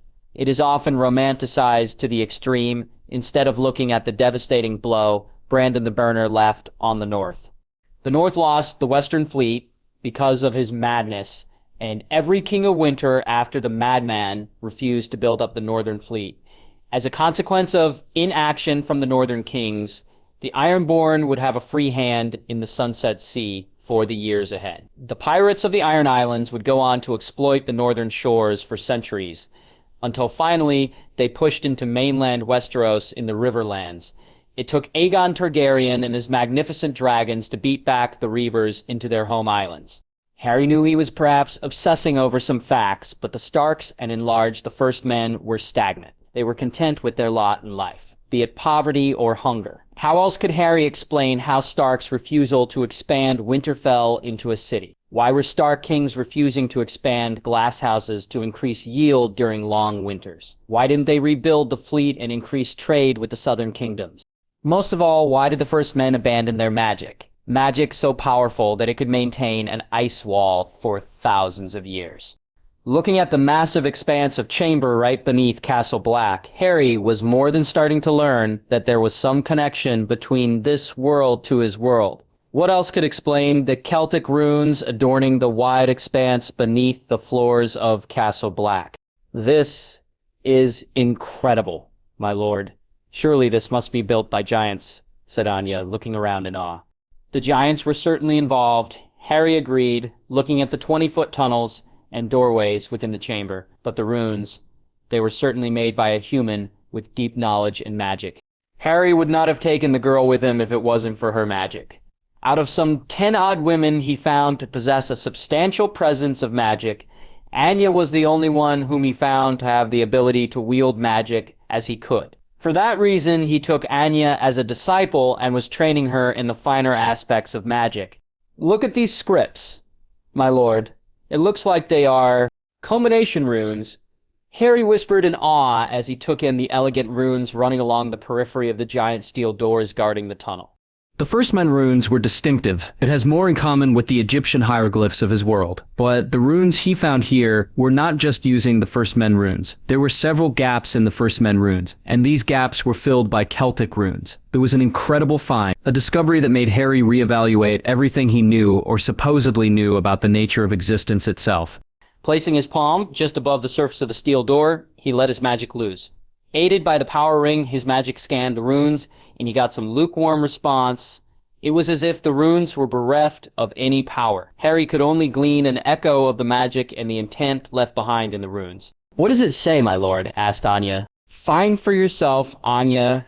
Harry stepped aside and watched the raven-haired girl try her luck in connecting with the last embers of the magic left in the runes. "No, that's not it. Keep out. The runes are intended to keep out something," said Arya, her eyes alight with wonder. "Very good." Harry smiled in appreciation of his student's gift of interacting with magic like this. It was one of the reasons why he was sure Arya has the potential to use magic as he does. "Can you glean more? What is it trying to keep out?" Harry asked, curious whether Arya could glean that information. "I don't know, my lord," said Arya, a frown of disappointment clear on her face. "Don't worry, even I'm as perplexed as you are," said Harry, leading Arya away from the runes, and to look for other artifacts in the chamber. It was alive. Harry was adept in Celtic runes, and what he found on the door shook him. It challenged several of his notions about the nature of this world, and Harry was having a genuine fear that he may not have been reborn in this world on just chance. He feared there were forces at play beyond the horizons he could see or perceive. Harry now could understand why he was feeling the urge to find this place. It all made sense now, even now, trying his best to put some distance between himself and the runes. He could feel a malevolent whisper gnawing at his mind. It was urging him to open the tunnel and let its power be allowed to boost his own. Or at least, that's what the whispers claimed, but Harry was no idiot to place himself in such a position. He could feel the urge to utter the name written in the Celtic script, but he held himself back. Names have power, and it'd be foolish of him to utter the name here, of all places. Even the protective enchantment weaved into the core of the wall would not save him from the entity's evil eye. If it has the power to whisper into his mind, then he dare not tempt it any further and add fuel to its fledgling power. However, under the protection of his occlumency shields, he uttered the name on the script, a name that was mentioned passingly in one of the lores surrounding the Deathly Hallows. Valor. The name sent a shiver down his spine. The feeling Harry got was indescribable. He was not usually one for blindly believing in legends surrounding the Hallows, but the circumstances were not in favor of his rationality.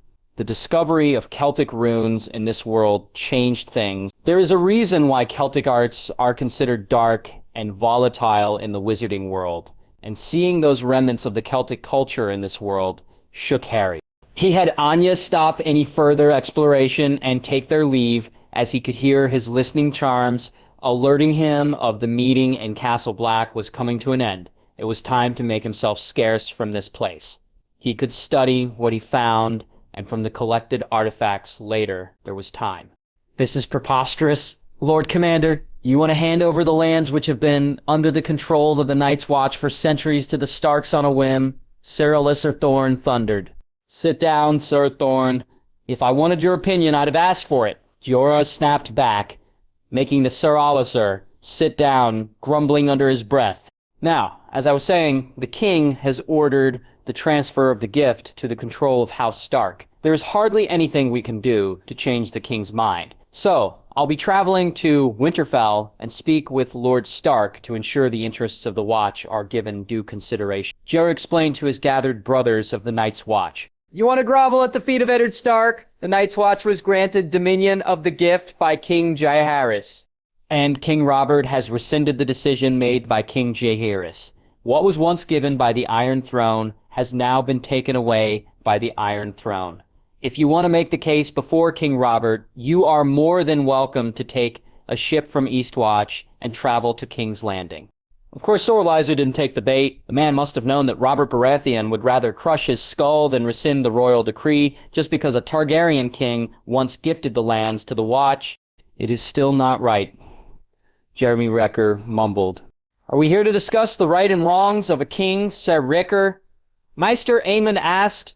I think not. Besides, who among the Black Brothers here thinks that we have been doing a fine job of taking care of the gift? We are hard-pressed to man all the castles along the wall. In times like this, we do what we must to fulfill our duty, and our duty is at the wall, not at the lands far away from the wall. Even still, Maester Aemon, surely you think this is folly to reverse the wishes of King Jaehaerys as a Targaryen. Surely the conciliator had a reason for giving the gift to the Night's Watch, said Ser Jarian. The past is often a mystery and can be interpreted in many ways. Sar Wrecker, just because King Jaehaerys happened to be a wise king, does not mean all his decisions are therefore inherently wise. The laws and affairs of the Seven Kingdoms must change with time. I'm but an old man who abandoned my titles long ago for the vows as a Maester and the Night's Watch, said Maester Aemon before falling silent in his seat. We should be focusing on the brighter side. Historically, the Watch has been strong when the gift was populated with small folk and northern lords. I suspect we will get more recruits when the small folk move in and they take interest in guarding the wall to protect their lands from wildlings. The way I see it, the king's decision most likely will benefit the Watch.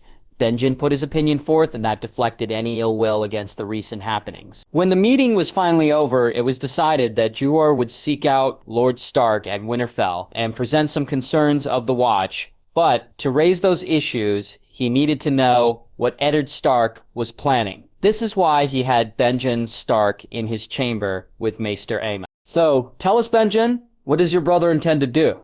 I'm in the dark as you are, Lord Commander. King Robert must have made the decision after we left Winterfell, said Benjen, which left Gerion once again to speculate rather than depend on any substantial information. Would your brother take over the abandoned castles along the wall? Jor asked. Probably not. There are some keeps in the gift, but their state is quite poor. Most likely, Edard would look to restore them rather than infringe on the castles historically controlled by the Watch, said Benjen. That's good. I can work with that, Jor thought. Why would the king make this decision so sudden, Brother Benjen? Did Lord Stark have any grievances with the Watch? Asked Maester Aemon. Now that's the elephant in the room, Jor thought, as he too was curious to know the reason behind this radical decision. He was meaning to ask Benjen this very same question, albeit in private. Well, as it turns out, my nephew was the reason behind the king's decision. Your nephew? Jor asked in surprise. What does a child has to do with the Night's Watch? As it turns out, there was a lot, and Jar was rather enthralled by the tale spun by Benjen Stark. In his old age, it was getting increasingly difficult to do most of his duties, but he endured. Aemon may have lost the light in his eyes, but his mind remained as sharp as ever. You have been working for hours, Maester. Perhaps you need to take a break, Clytus suggested. Aemon paused his writing while a small smile graced his thin lips. He was writing down the happenings of today on a parchment as it helped him to recollect certain information. The writings also helped as a reference should he forget any important events or information. You must have become tired of this old man pushing into your sleep hours, Clytus. Please don't think like that, Maester. I only worry for your health in these troubling times, said Clytus. Aemon patted the shoulder of his steward to calm the fellow. The man has been his steward ever since he lost his eyesight. Since then, Clytus has never failed him to be his eyes. Just my good man, for a man adrift in the wind at the end of the world. What else is left but duty?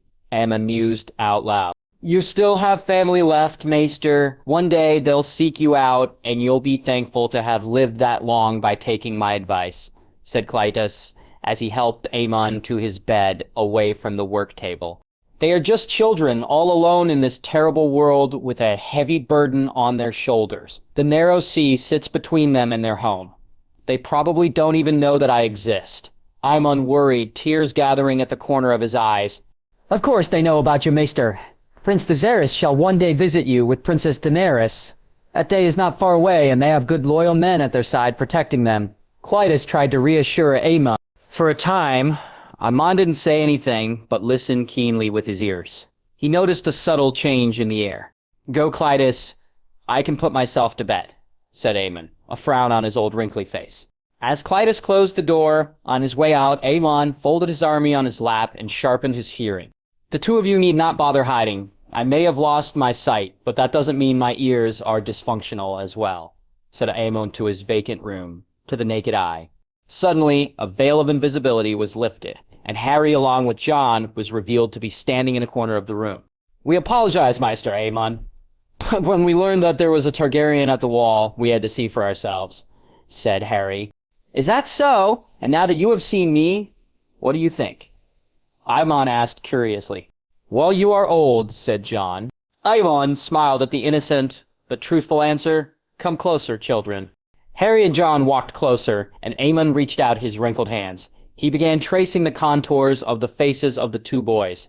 Tell me your names. On your left is Jon Snow, my brother. I'm on your right, Harry Stark. We are sons of Edard Stark, the Lord of Winterfell.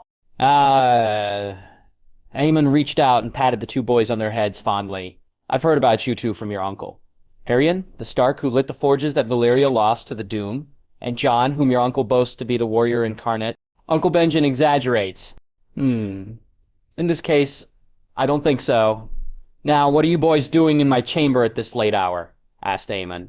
We'll be gone on the morrow at first light. We ride for Eastwatch, and we were hoping you could tell us how your family controlled the dragons, said Jon. Aemon chuckled as this was a question he had asked oftentimes in his youth. My dear child, one does not control the dragon. A dragon is not a slave, said Aemon. But how did the dragon lords of Valyria ride the dragons? Asked Harry. It was for sure a well-explained, complicated answer. But Aemon was sure the children would only get confused and ask more questions. So he opted for the concise and easy one. The key lies in the blood of a dragon lord.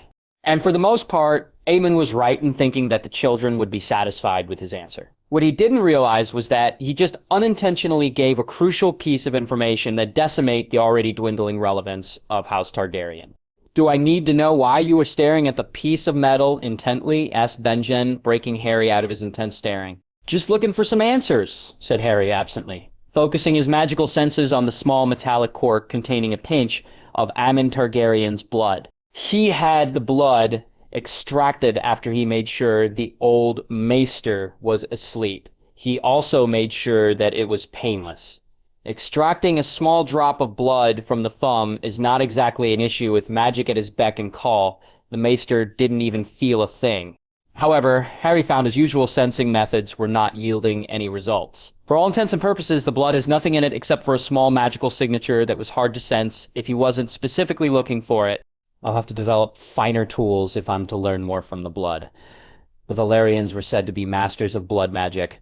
Without going to Valyria or access to some of their knowledge, studying this sample would be the only way to learn about their ability to bond with dragons.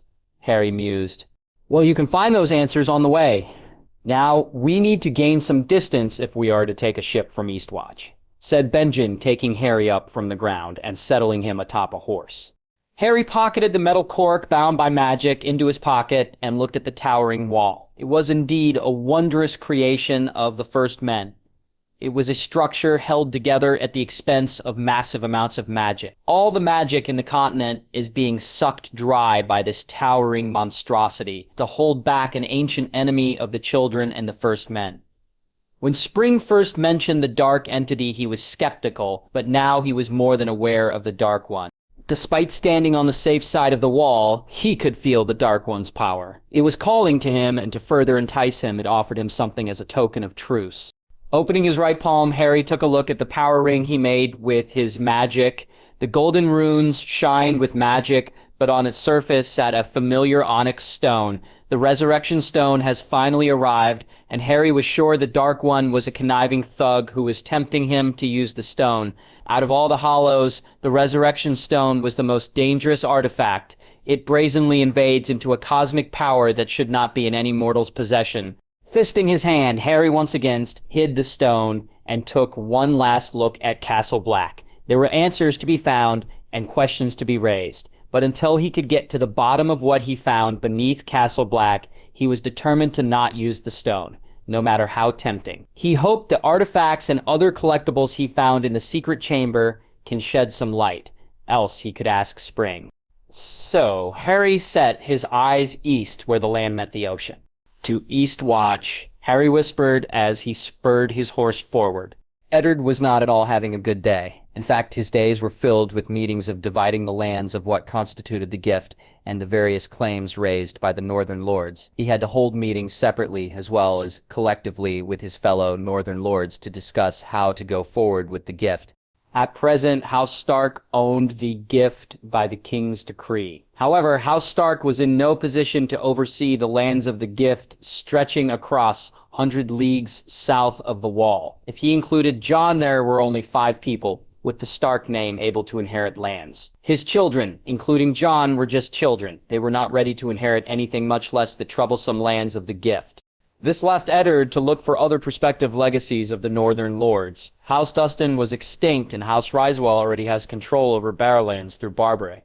Dustin, giving a portion of the gift to a Ryswell will not be well received. Similarly, giving anything to House Manderley was also out of the question. They already have a city, a fleet, 2 major castles, and very large tracts of land. Though loyal, Edard realized that elevating the Manderleys any further would be detrimental to the interests of House Stark. Besides, he has other ways of appeasing the Manderleys in mind. He'd have truly considered giving some portions of land to House Bolton. Roose Bolton remained a capable and loyal man. Bolton horses were crucial in the victory at the Trident. Nonetheless, the state of House Bolton remained far worse in comparison to House Stark. He had heard some good words about Lord Bolton's heir, but there are only 2 Boltons left. This left him with the options of Houses Mormont, Glover, Karstark, and Hornwood. These were the most powerful of his vassal houses. They shall be considered first for any land grants in the gift. There were other worthy petty lords with able and loyal family members, ready to take up the task of reclaiming the gift. Perhaps even some marriage alliances could be formed to settle long-time disputes. The Glovers have always been at loggerheads with the Mormonts for not patrolling the seas closer to the Wall.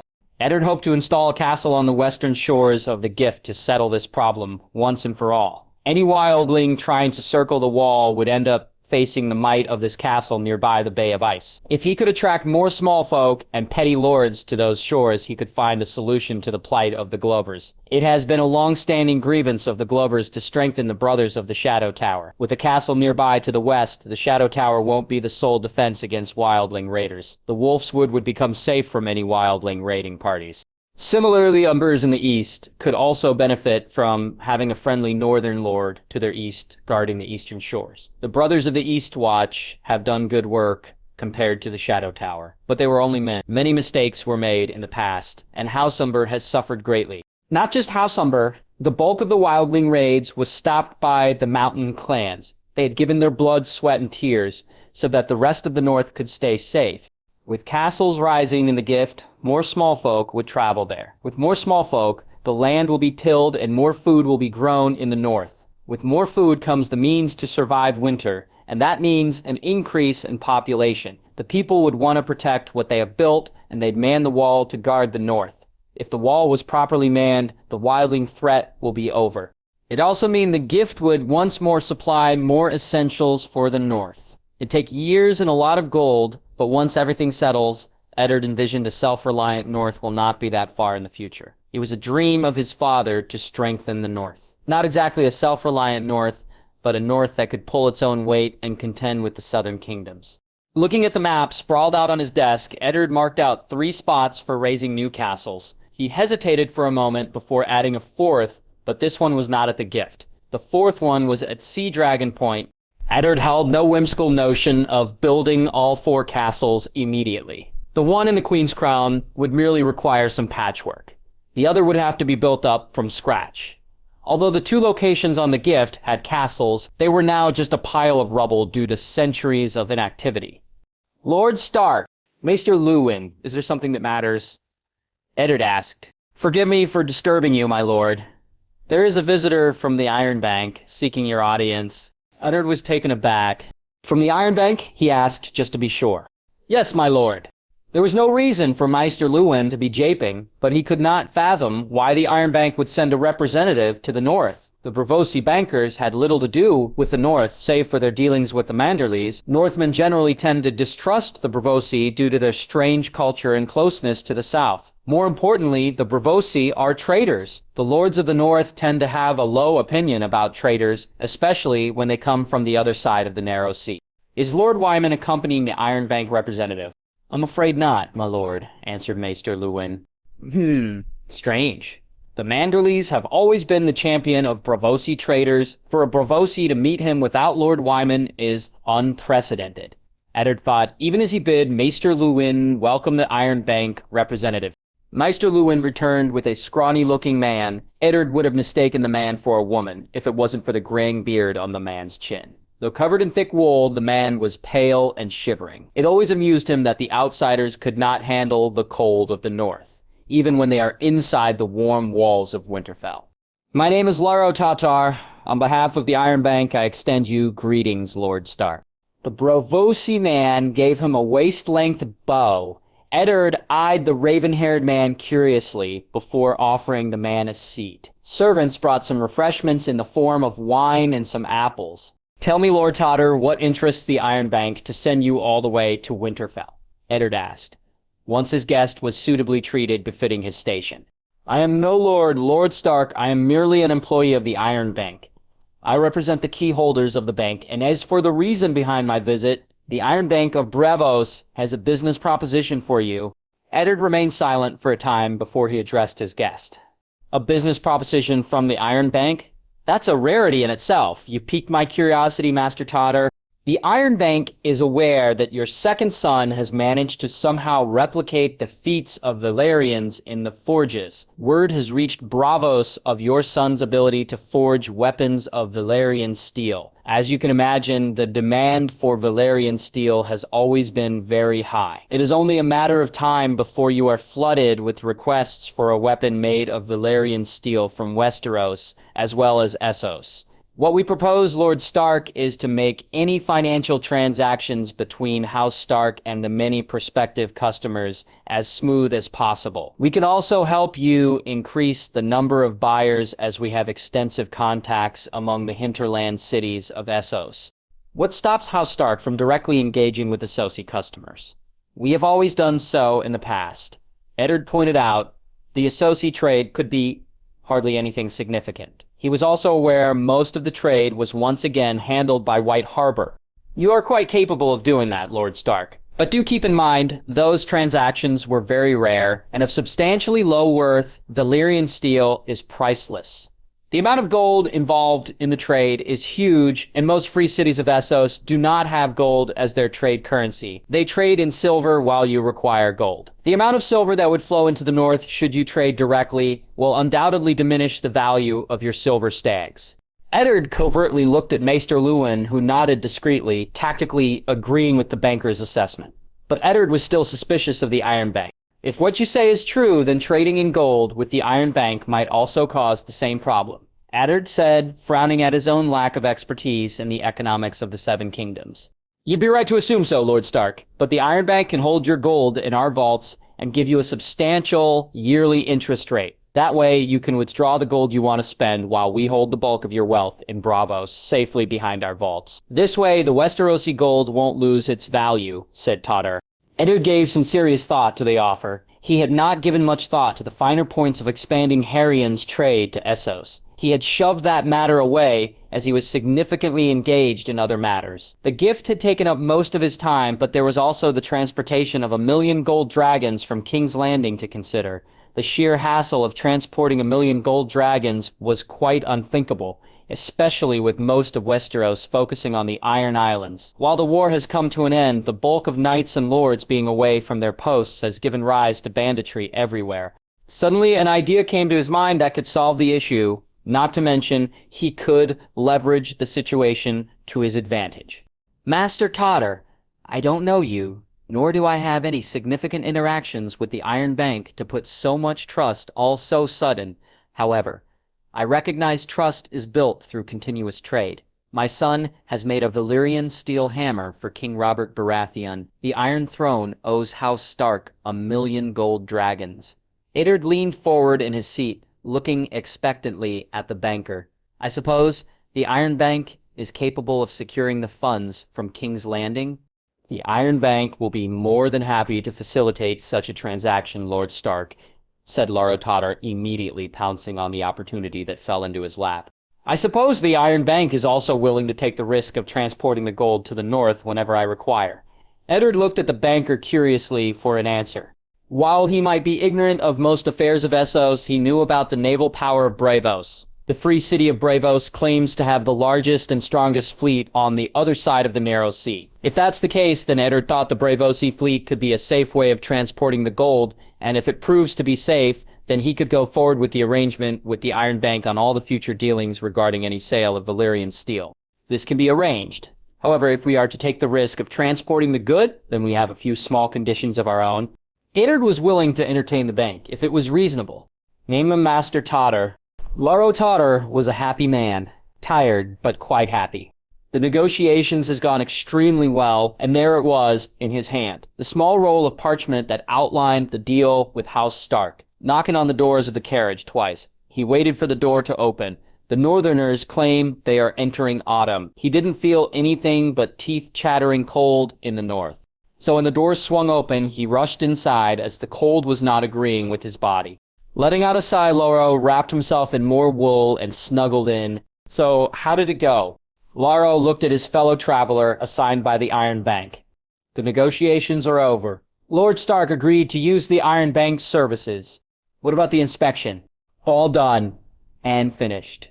A knight by the name of Sir Roderick Castle holds a sword made by the Stark boy. Your expert smith was allowed to carry out an inspection, said Leroux. He had no idea why his superiors in the bank were using the services of a former Red Priest and dressing up the man as some master smith. But he was just a negotiator. It was well above his station to question the wisdom of the key holders. It'd be suicidal to do so. So he just did what he was asked and managed to create the opportunity for the inspection to be carried out without none the wiser. And what did the smith say about the sword? A masterpiece of magic without the necessary sacrifices. Those were the exact words. For a moment, there was silence. Laro felt a little uncomfortable under the scrutiny of the cold black eyes staring at him inside the carriage. It seems a deal has been made. You'll be summoned to a keyholders meeting to explain in detail about the negotiations. A ship will be waiting for you at White Harbor. Saying this, the mystery man stepped out of the carriage, leaving Laro alone. He didn't even know the man's name. All that he knew was that he was to report everything to the man. When the carriage finally started to move, Laro let out a sigh of relief. While he was excited over the deal struck, he was not at all enjoying his stay in the north. The sooner he was under the warm embrace of the eastern sun, the better. Tywin stared long and hard at the piece of parchment, but it refused to disappear. The words on it didn't disappear, and it was certainly Gerion's message. At first he had thought his younger brother was making a jape, but his spies were also reporting the same. King Robert Baratheon was presented with a hammer made of Valyrian steel at Winterfell, a hammer of great magical power that made it the most powerful weapon ever made. Gerion's description and the rumors painted a bleak picture. The hammer's cost was also immense. A whole strip of land that stretched out 100 leagues along with 1,000,000 gold dragons was a steep price. But for Robert Baratheon, giving away that land was as easy as finding a whore to share his bed. Undoubtedly, when he puts forth an order for a sword, the price most certainly would go up. Also, if the boy can make weapons of great power that put the creations of Valyria to shame, then the boy just became far more dangerous and valuable as an asset. "What are you thinking, Tywin?" asked Kevin. Tywin had refused to share any details with the rest of his family, all except Kevin. I'm thinking it is fortunate that Cersei gave birth to a daughter. You shall go to King's Landing to deliver the gifts to my daughter and extend my congratulations, said Tywin. Of course, Tywin. One more thing, brother. Kevin looked curious at his brother. Tell her that I found a suitable match for her daughter. Kevin was taken aback by Tywin's declaration. Is that a bit premature, brother? The child has not even been named yet. It doesn't matter. Just as I promised she'll be queen, I promised my daughter that I will create a dynasty that shall last 1,000 years and more. I found a way to ensure our family remains at the top.